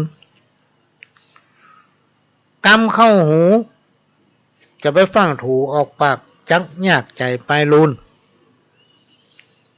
มีความหมายว่าได้ยินกรรมเข้าหูอย่าฟังเอาไปอู้บางทีมันจะมีแต่บัดแต่บ่ฮู้ถ้าเอาขืนนำเอาไปอู้ต่อมาภายหลังเกิดมันบัดแต่มันก็เดือดร้อนพี่น้องท่านผู้ฟังยิ่งในยุคปัจจุบันเนี่ยกฎหมายแปลงนะกฎหมายแปลงนี่หมายถึงยังหมายถึงว่าการไปด่าไปเล่าไปว่าเฮอกันเนี่ยพี่น้องท่านผู้ฟังมันเป็นคดีอาญานะในปัจจุบันเนี่ยถ้ามันยอมความนี่ติดคอกอย่างเดียวนะอันเนี้ยก็มาฝากไว้ทำไปตามหน้าที่ของภัยของมัน บดีทะเลาะเบาแวงกันเพราะว่ามันใจตายจากกันวันนี้มันผูกวันใดวันหนึ่งเขาต้องปะกันเปิ้นถึงว่าวันพระบ่ใช่มีวันเดียวนะอันนี้ก็นำมาฝากเนอะพี่น้องท่านผู้ฟังเชื่อก็ตามใจไปเจ้ว่าคนที่อู้นี่มันดีมากเลยไปใช่ก็บางอย่างก็นำเอาเรื่องจากโสประกาศนะมาเล่าอู้สู่กันฟังพี่น้องท่านผู้ฟังฟังแล้วจะเชื่อไปเชื่อนั่นไปเรื่องจะนำปฏิบัติมานำปฏิบัติกับไปเรื่องก็เหมือนกับเปิ้นเขียนป้ายไปตามถนนหนทางพี่น้องท่านฟังเปิ้นบอกระวังทางโค้งถ้าเฮาบ่เชื่อเฮาจะปุ้งลงเหวจนดอยมันเป็นเรื่องของเฮาเนาะอันนี้ก็เอามาโอ้ฟังตามเวลา2 ชั่วโมงเนี่ยกรรมเก่าทำกรรมหนึ่งใครเป็นดีคือมันยากการหรือว่าไปกล้าไปขายคิดว่าจะทำอย่างไรให้มันได้กินวันนี้มันผูกพักกาดมีพักฝังมีพักแคบมีเอาปลูกสำหรับบ้านรับจองบดีไกลคิดอย่างนี้ถ้าภัยไข้เป็นขี้ข้า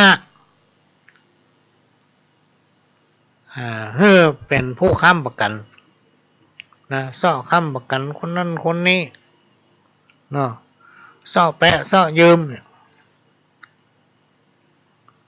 อันเนี้ยในอนาคตเป็นขี้ข้าแน่กรรมเก่าปกเลยว่าไข้ล่ำไข้รวยเฮ้อมันกล้ามันขายนะกันว่าไข้สิบหายเฮ้อเป็นนายประกันเป็นคนค้ำประกันเฮ้อเปิ้นประหลวงก็โดนแล้วค้ำประกันเฮ้อเขาโดนหลายรอบแล้วเนี่ยมันทำเมื่อเราหลับพี่น้องตอนฟังบางทีเขาเอ็นดูเขาแล้วเอ็นเขาขาดไปค้ำประกันเฮ้อเปิ้นถึงเวลามาเปิ้นมาหาเขาเนี่ยถือว่าเป็นคนเดียวกันวะหนึ่งคนซื้อคนค้ำเป็นคนเดียวกันเขาจะต้องรับผิดชอบกรรมเก่าทำกรรมหนึ่งถ้วยและจานเครื่องครัวสงสารบ่มีวิญญาณยังหู้ถูกต้อง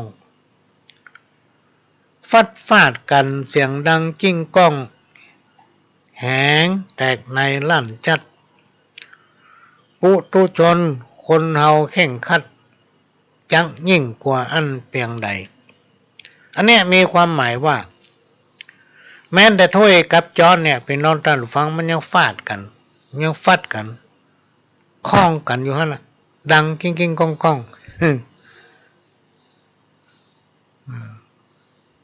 บางทีก็แตกไปเลยอุปมาเหมือนคนเฮาที่อยู่ด้วยกันเนี่ยพี่น้องท่านฟังย่อมมีการกระทบกระทั่งกันพ้องเป็นธรรมดาความบ่เข้าใจความคิดอย่างอาจจะแตกต่างกันไปเพราะฉะนั้นคนเฮาเนี่ยมันจึงมีอารมณ์ขุ่นมัวพ้องการทะเลาะเบาแว้งอย่างนิดๆหน่อยๆก็ต้องให้อภัยกันเพราะเราจะต้องอยู่ด้วยกันต่อไป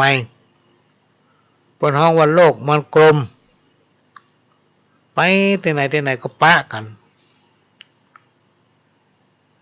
มันเป็นสิ่งที่มันน่าเชื่อนะพี่น้องท่านฟังประหลวงมีเพื่อนอยู่หลายคนที่บ่เคยปะกันมาเป็น20-30 ปีแล้วไม่ได้คิดถึงเขาเลยซ้ำเขาก็ท่ายังไม่ได้คิดถึงเขามีวันหนึ่งเดินไปเดินมาปุ้นสุวรรณภูมิไปปะกันบนนั่นพี่น้องท่านฟัง เนี่ยเป็นเพราะว่าโลกมันกลม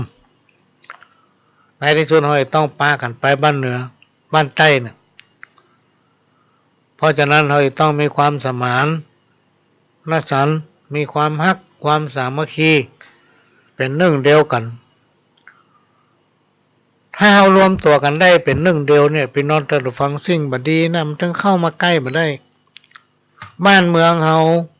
ที่อยู่ได้มาถึงวันนี้เพราะอย่างเพราะวีรบุรุษบรรพบุรุษของเราเพิ่นมีความสมัครสมานสามัคคีรวม โดยช่วยกันจนกอบกู้บ้านเอาเมืองมาเป็นผืนแผ่นดินไทยได้แต่ถ้าเรามีความแตกแยกกันประสามารถสันพี่น้องท่านผู้ฟังวัฒนธรรมเราจะหายสิ่งบดีจะเข้ามาแทนที่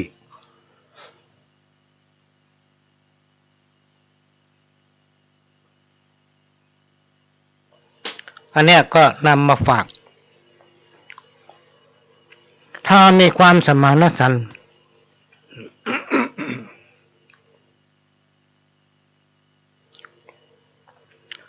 ความสมัครสมานสามัคคีอันใดบดีมันเข้าหาบ่ได้พี่น้องท่านผู้ฟังเหมือนไม่เมืองหนึ่งคณะที่จะเสียเมืองถ้าเมืองหนึ่งปยกทัพมาเพื่อจะตีเอาเมืองจะยึดเอาเมืองเปิ้นมาล้อมแวดกำแพงหมดพี่น้องท่านผู้ฟังซึ่ง4ด้านตั้งค่ายเพื่อจะเข้ามายึดเอาเมืองพญาเจ้าเมืองและมเหสีก็ได้ห้องคนเลี้ยงจ้างมาว่าถึงสู้มาได้แน่ละเพราะทหารเป็นหลายกองพันกองเป็นหมื่นๆมันล้อมเมืองหมดพร้อมที่ตีเมืองเมืองนั้นต้องแตกแน่ต้องตกเป็นของเมืองอื่นห้องคนเลี้ยงจ้างสองผัวเมียมาทอดเครื่องแต่งองค์ทรงกายฮื้อคนเลี้ยงจ้างทั้งสองผัวเมียนุ่งเขาจะแต่งตั้งให้สู่เป็นพญาเจ้าเมืองแต่งตั้งให้เมียสู่เป็นมเหสีของพญาเจ้าเมืองตั้งแต่เวลานี้เป็นต้นไปแล้วก็เอาเสื้อเอาผ้าของคนเลี้ยงจ้างมานุ่งแทนละ เตียวออกจากบ้านจากเมืองไปพี่น้องท่านผู้ฟังคนเลี้ยงจ้างกับหมูจะง่ายจะได้กับใจสติปัญญาตัวเก่าห้องเสนาอามาตย์เนี่ยตั้งหลายมาปรึกษาเลือกันว่าจะอย่างใดแก้ไขปัญหานี้ได้ประเด็นในข้าศึกล้อมบ้านล้อมเมืองเขาหมดวันพวกมาเจ้าเนี่ยเขาจะต้องเข้ามาตีเมืองเขาแน่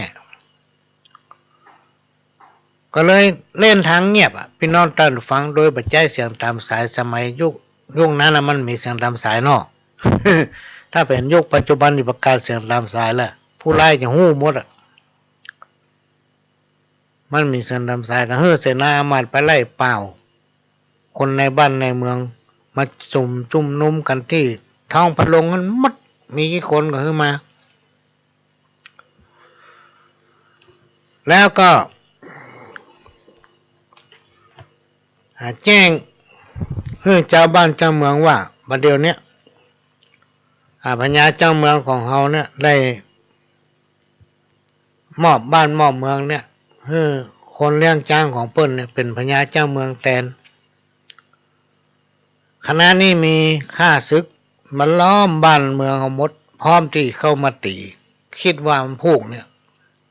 ถ้ามันแจ้งขึ้นมาเนี่ยเขาอาจจะเข้ามาตีเอาเมืองเขาละ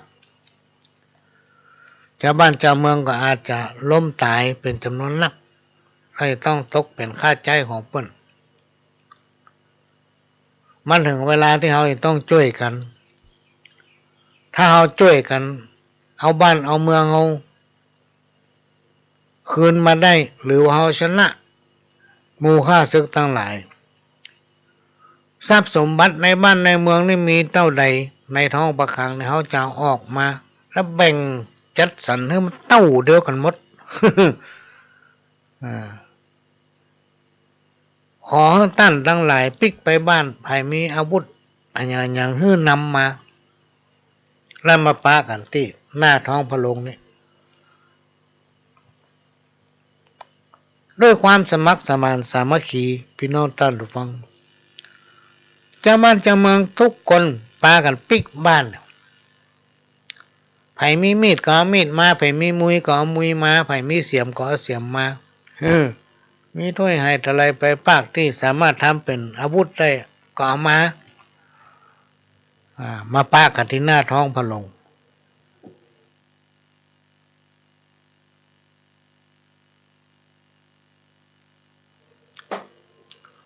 แล้วก็พร้อมใจกันพี่น้องท่านผู้ฟัง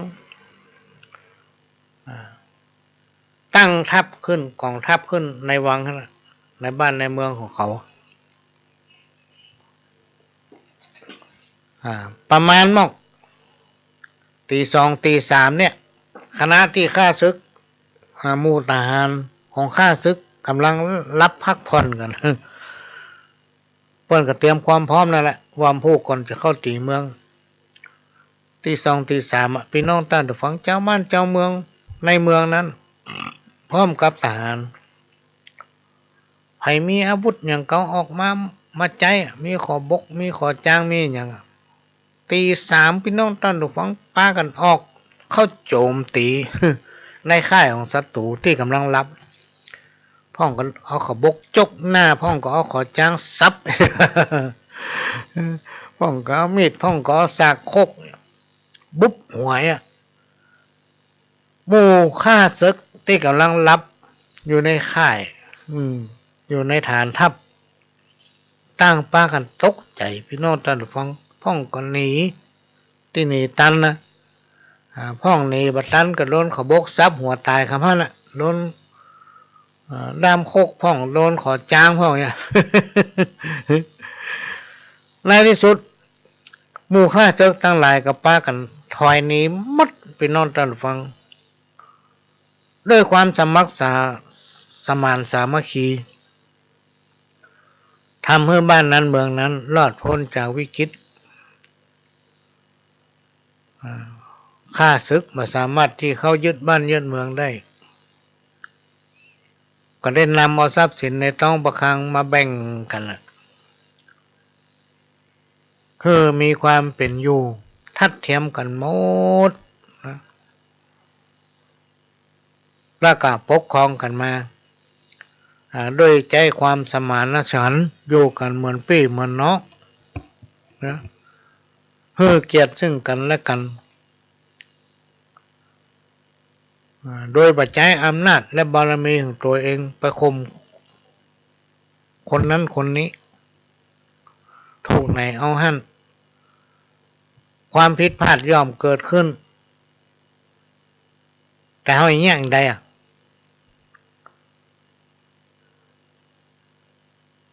เพิ่นถึงบอกว่าปัญหามีให้แก้ไงพี่น้องท่านผู้ฟังบ้านนั้นเมืองนั้นก็เลยอยู่ร่มเย็นเป็นสุขในสมัยก่อนพุทธกาลเต็มว่าพริกหลวง11,500บัดเจ้าพริกน้อยฝ่ามือแต่ว่าพริกหลวง11,500บัดเจ้าพริกน้อยฝ่ามือมีความหมายว่ามีพริกเม็ดพริกกันใหญ่ๆพี่น้องท่านผู้ฟังหรือว่าพริกแต้ก้นจี้ในปัจจุบันเนี่ยมันแปลกดีเนอะพี่น้องท่านผู้ฟังนี่เป็นเรื่องจากประสบการณ์ที่หน้าบ้านปลาหลวงนี่มันปลูกพริกแต้โดยไม่ได้ใส่ปุ๋ยใส่ยางซักอย่างปลูกตามธรรมชาติมันก็มีแมงมีอย่างมะกวนมะขวี้สักอย่างแต่พอมันใหญ่ขึ้นมามันบวบมันแห้งคล้ายๆมันตายภาคเนื้อมันบดีรสกำเผ็ดแปลกแต่ มันเกี่ยวกันอย่างมันเหมือนพริกแต้เม็ดน้อยพริกแต้เม็ดน้อยๆที่มันออกตามป่าตามดอยน่ะมันหอมอย่างพี่น้องท่านฟังแล้วมีรสเผ็ดแต่พริกที่เราปลูกตามบ้านเรากินถึงบะลำเวลาเราเอามาปรุงอาหารเอามาทำอาหารเป็นน้ำพริกน้ำอย่างเราเราบอกเก็บดีเน่าแปลก เนี่ยเป็นบอกมีกรรมเก่าบอกว่าเต็มว่าพริกหลวง1,500บัดเจ้าพริกน้อยฝ่ามือพริกแม่นใหญ่นะมันเผ็ดนะมีเป็นกรรมเอามากินบัดเจ้าพริกแต้ขี้นกฝ่ามือรสชาติมันต่างกันเพิ่นฮ้องว่าเผ็ดเล็กพริกขี้หนูกรรมกรทำกรรมเรื่องต้องบัตันเหมือนสันขา ต้องบัตันเหมือนสันขาหมายความว่าต้องของคนเรานั้นต้องการอาหารถ้าเอาใจคนยากการทำงานว่าจะต้องมีสิ่งตอบแทนเพื่อเขามีกินมีใจนะเขาคือปัญญาการนะพี่น้องท่านผู้ฟังหรือเขาใจไผ่เขาต้องคิดถึงว่าเขาจะต้องมีสตางค์จ่ายใจ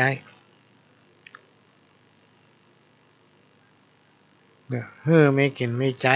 เป็นห้องว่าต้องบัตันเหมือนขา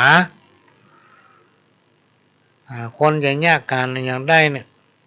ก็ด้วยการได้กินดีอยู่ดี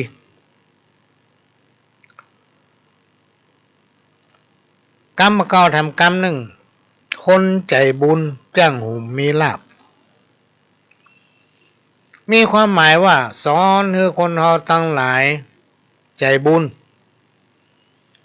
คือให้มีจิตใจเมตตาเต็มเปี่ยมไปด้วยความโอบอ้อมอารี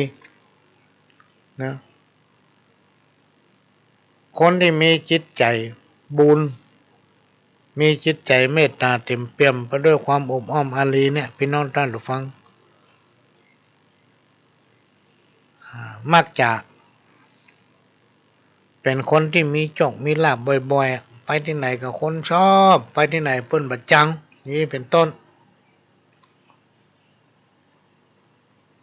ไปที่ไหนก็มีคนชอบทำกรรมหนึ่งกรรมเก่าจวนไปวัดเหมือนจักหางเตาจวนไปกินเหล้าชอบอกชอบใจ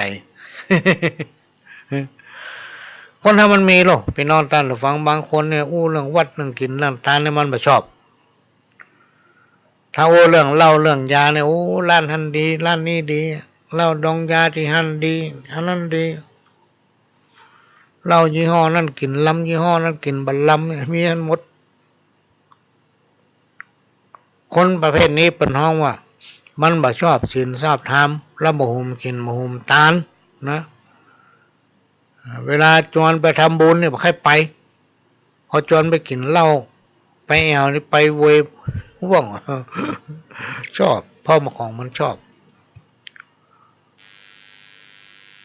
อันนี้เป็นกรรมเก่าที่เพิ่นว่าไว้พี่น้องท่านผู้ฟัง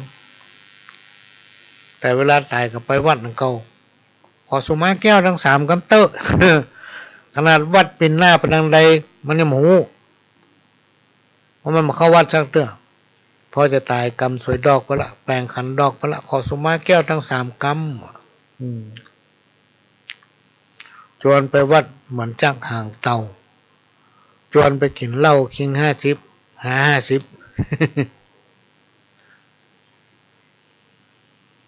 กรรมเก่าทำกรรมหนึ่งพี่น้องท่านผู้ฟัง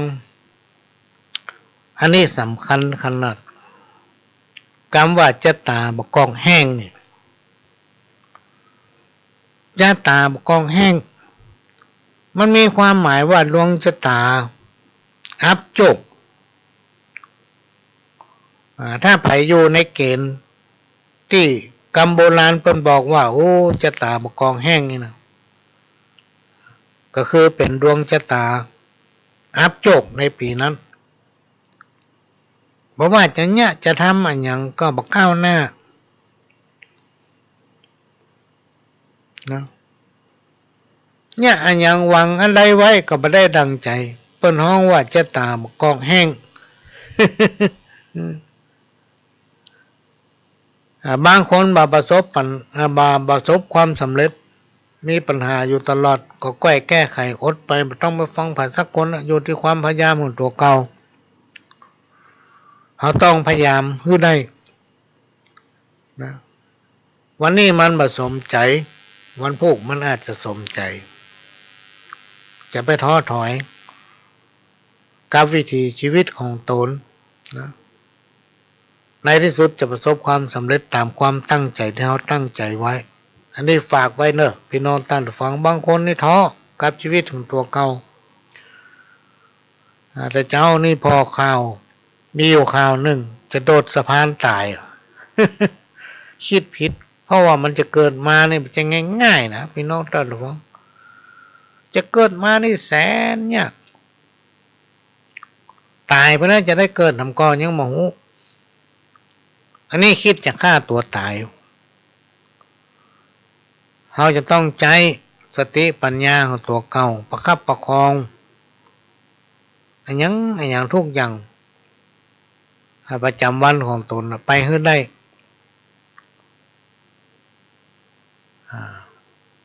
มันไม่ใช่มีก็วันนี้มันจะมีวันพุธมีวันฮื้อวันใดวันหนึ่งเราต้องแก้ไขได้กรรมเก่าทำกรรมหนึ่งจ้าง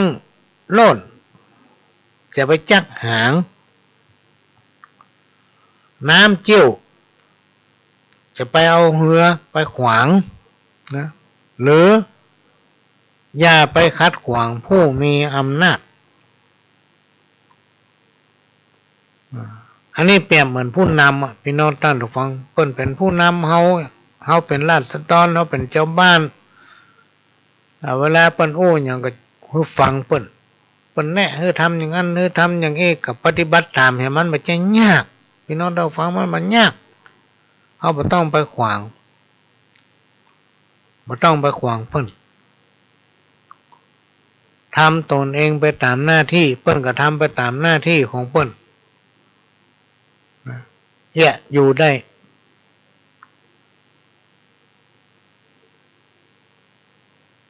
ทำกรรมหนึ่งตีฟากสนั่นตัวฝานะตีฟากสนั่นตัวฝาฟากนี่เราปัจจุบันนี่เขาหมูจังหรอก ตีหัวหมาให้พอหน้าเจ้า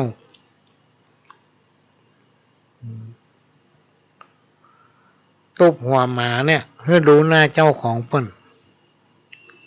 อันนี้มีความหมายว่าจะทำอันอย่างเนี่ยพี่น้องท่านผู้ฟังจะไปให้มันกระทบกระเทือนถึงคนอื่นนะก้อยพิจารณาก้อยทำไปกรรมเก่าทำกรรมหนึ่งตูบน้อยไผว่ามามีผีคนงามคนดีไผว่าบ่มีเจ้ามีความหมายว่าเป็นกรรมที่เปิ้นหยอกเย้านุ่มๆสาวๆคนดีย่อมเป็นที่ปรารถนาของคนอื่นคนที่เปิ้นดีๆมีเมตตามีอัธยาศัยดีฮู้จักเคารพอ่อนน้อม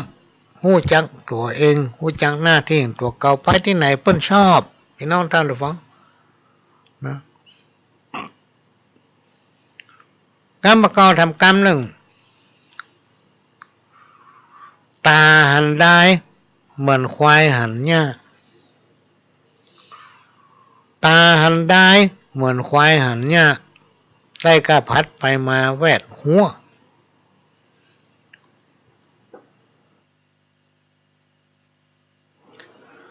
อันนี้มีความหมายว่าตาพ่อไปได้นะเหมือนควายหันหญ้าได้กระพัดไปมาแวดหัวหูและหันแต่มันมีสิทธิ์มันมีสิทธิ์กินมาได้เพราะมันเป็นควายเท่า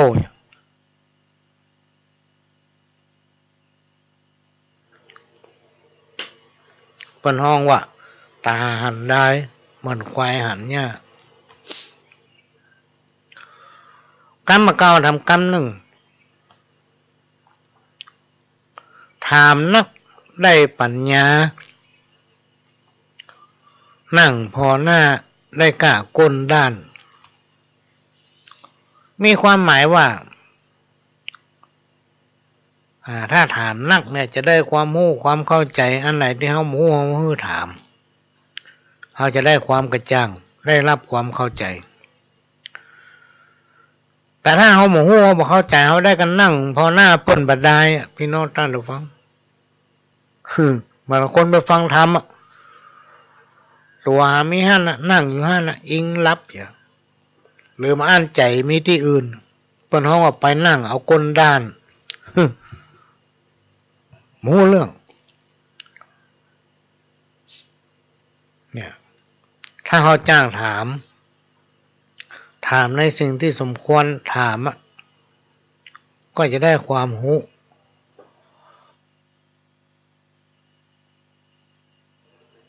อันนี้ก็นำมาฝาก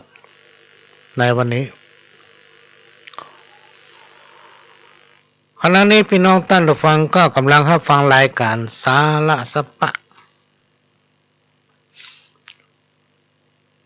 ดำเนินรายการโดยก้าวกับผมพระหลวงสว่างท่าดินจันทร์ประธานเครือข่ายของทูลแม่ของแผ่นดินจังหวัดเชียงใหม่และภาคเหนือตอนบนรองประธานศูนย์ประสานงานของทูลแม่ของแผ่นดินแห่งชาติประธานคณะที่ปรึกษาผู้ตรวจราชการภาคประชาชนด้านต่างๆจังหวัดเชียงใหม่สังกัดสำนักงานปลัดสำนักนายกรัฐมนตรีตั้งสถานีวิทยุ FM 104.50 เมกะเฮิรตซ์วัดไฟหินตั้งอยู่ตำบลสุเทพอำเภอเมืองจังหวัดเชียงใหม่ซึ่งเป็นสถานีของพี่น้องคนฟังทุกท่านเป็นเจ้าของและก็ได้รับการอนุเคราะห์เมตตาจากท่านผู้อำนวยการสถานีทำ4สถานีวิทยุล้านนาเชียงใหม่สถานีวิทยุคลื่นพัฒนาคุณภาพชีวิต FM 92.25 วัดหลวงประแดงมหาวิหารสถานีวิทยุ FM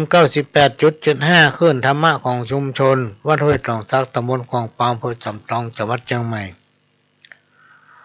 สถานีวิทยุมนต์เสียงธรรม 106.25 วัดบุพารามอำเภอแม่แจ่มจังหวัดเชียงใหม่ก็ต้องขอกราบขอบพระคุณท่านผู้อำนวยการถึง 4-5 สถานีที่ให้การอนุเคราะห์เมตตานำมาเสียงรายการนี้สู่พี่น้องท่านผู้ฟังตั้งแต่เวลา 4 โมงถึง 6 โมงแมลงตอนนี้เวลาเหลือประมาณ 15 นาทีเนอะพี่น้องท่านผู้ฟังที่เราอยู่ป้าพบกันบางทีเราตั้งใจมาไม่ได้มาสักคำ แล้วก็เงียบหายไปหลายเสาร์อาทิตย์ความตั้งใจก็ว่าถ้าสุขภาพแข็งแรงสมบูรณ์สักเวลาเมื่อคืนเวลาไหนมาหัว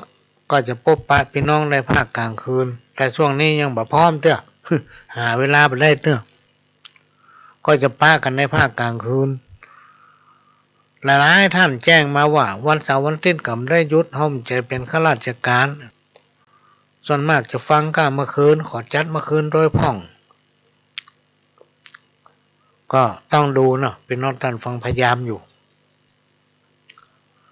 อันทรัพย์สิ่งของเงินทองเล็กน้อยมีเต้ากิ่งก้อยปลายมือคนได้ปึ่งปะอาศัยถือคนก็เล่าลือยกยออวดอ้างเหมือนน้ำบ่อทรายบลายมากกว้างคนได้กินลำอาบใจโภคะทรัพย์สินมีหลายบรรลัยมูลมากได้อุดม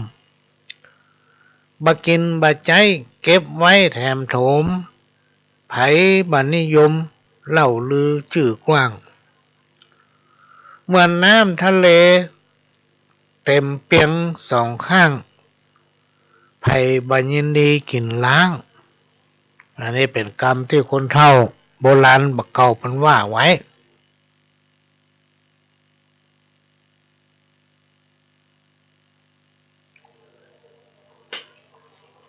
ซึ่งมันมีความหมายพี่น้องท่านผู้ฟังว่า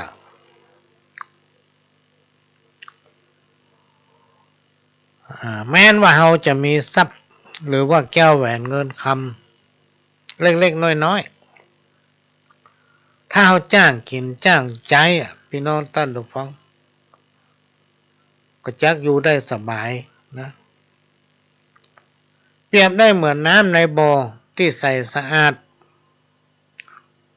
มันจะก้อยไหลจืมจากดินกินถึงบะเสี่ยงนะส่วนแก้วแหวนเงินคำที่ได้มาจากการทำความบดีพี่น้องท่านฟังการทำความบดีทำความชั่วได้มาจากการทุจริตแม้นจะมีเป็นแสนเป็นล้านมันก็มามีก้านะเปรียบได้เหมือนน้ำเค็มเต็มทะเลน้ำทะเลเนี่ยมันได้ข้าวไผ่เอามาต้มเอามาล้างอันนั้นเอามานี่อันนั้นเปิ้นมาเอามาใจเพราะมันเค็มอย่างนี้เป็นต้นอันยังก็จ้างพี่น้องท่านผู้ฟังถ้าเขาจ้างทำจ้างเนี่ยด้วยสติปัญญาของเขาจ้างกินจ้างใจมันก็จะมีประโยชน์มากมายมหาศาลกินบะเสี่ยงนะความปรารถนาภัยกับไฟมักจักสมดังด้วยใจเราก็เพราะว่าเฮานั้นมามีความเขาปรารถนาเอาสิ่งสมควรเป็นได้อย่าไปคิดถึงสิ่งที่ยังบ่มีใกล้คิดเอาแต่สิ่งดีๆอย่าปล่อยให้เวลาล่วงไปโดยบ่ได้ประโยชน์อย่างสักอย่างบ่ได้ทำประโยชน์อย่างสักอย่างนะอันนี้มีความหมายว่าบ่ควรปรารถนาในสิ่งที่บ่ควรคิดหาสิ่งที่เป็นไปบ่ได้พี่น้องท่านผู้ฟังคิดหาสิ่งที่มันเป็นไปบ่ได้ปล่อยเวลาให้เสียไปโดยไร้ประโยชน์นะอันนี้เป็นสุภาษิตคติเตือนใจเป็นคำเก่าโบราณที่นำมาฝากไว้เป็นข้อคิดเปิ้นว่าบัดนี้ปล่อยวันเวลาให้ผ่านไปโดยเปล่าประโยชน์อย่างวันนี้ฝนมันตกพี่น้องท่านผู้ฟัง อากาศมันดีแผ่นดินชุ่มชื้นเงี้ยโอ้ปะผักแคบมันเครือมันงามตัดเอามาปักตำหัวปะก้าผักปังเอามาปลูกตำหัวโอ้เม็ดพริกขี้หนูเม็ดพริกแห้งมันมีหลังบ้านเนี่ยเอาหวานตามข้างบ้านครับทำมาเมินก็ได้กินยี่เป็นต้นจะไปปล่อยให้มันเวลาผ่านไปเป็นวันให้มันสูญเปล่าอันใดที่มันจะทำเราอยู่ได้เนี่ยทำไปพี่น้องท่านผู้ฟัง1บ่เบียดเบียนตัวเก่า2บ่ไปเบียดเบียนคนอื่นทำให้มันอยู่ได้เป็นวันจะไปปล่อยเวลามันล่วงเลยคิดตลอดว่าวันนี้จะย่านอย่างพูกจะย่านอย่างกบน้อยยอตัวคือว่ายกตัวเก่าว่าเก่งกล้ามานะเหมือนสิงหะเจ้าดงไผ่กาบินมาสูดแล้วเอาไปกินเสียไก่กบได้กาห้องออกไปแอบเจ้าอันเปรียบได้คนเฮาเนี่ยพี่น้องท่านผู้ฟังที่หูบัดแท้คนเฮาเนี่ยบางทีหูบัดแท้เนี่ยบ่หูจริงบ่หูแท้มาซับปะลี่ฟู่จาพาทีปากปิ้นแต่งอู้ไปครับกันป้นจะถามลายลามล่ำล้นปากปอบ่โป้นหูขอคือหูบัดแท้ง เสียเพิ่นถามอู้เป็นอะเพราะว่าตัวนั้นหนอบ่ฮู้ทีท่วนจักตอบเพียงใดก็ปุดขาดด้วนบ่ถูกขบวน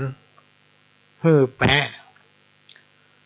เปรียบได้เหมือนกบน้อยนั่งยองทำท่าเป็นเหมือนราชสีห์พี่น้องท่านผู้ฟังพอกามาโศบเอาได้กะห้องอุปมาเหมือนคนเฮานะหรือว่าคนเขาคนโง่คนบ่ฮู้แต่งมาอวดอู้ว่าตัวเองเป็นปราชญ์พอเปิ้นไต่ถามอู้อ้อแออยู่ในปากในคอพุ่น อีเป็นต้น คนตุกผ่านยากอัตคัดไข้กินเศษด้วยของแปลงคนเมื่อยล้าร่างกายบะแข็งแรงอวดว่ามีบ่ามีแหงคนมืดปัญญาตันเหมือนกับเข้าถ้ำแต่งมาอวดทำว่าหูเปิ้นเบิ่นจ๋าห้องหาสักน้อยป้อยขึ้นสู่ห้องห่อเฮือนเปิ้นบะถามตักอวดอู้จ่าเจือนอู้ก้าดาวและเดือนคมเปื่อนเจ้าบ้านยกตัวดีพาทีปากต้านเกินเจ้าจุ่มเปื่อนป้องคนอย่างอี้ไปที่ไหนไผ่บ่ใครคบพี่น้องต้านฟังแปลงหน้าตั้ง เหมือนกับมันจะเหาะได้อ่ะพาที่ไหนไผ่บ่ใครปะไผ่บ่ใครคบมันบัดติดดินถ้าเป็นกรรมเจ้าบ้านสมัยยุคปัจจุบันเปรียบได้เหมือนคนที่บ่มีสตางค์เนี่ยหรือว่ามีเงินมีทองเนี่ยชอบกินของแพงหัวเปิ้นมันมีบ้านมีแห้งชอบรังแกเปิ้นจับใส่บางคน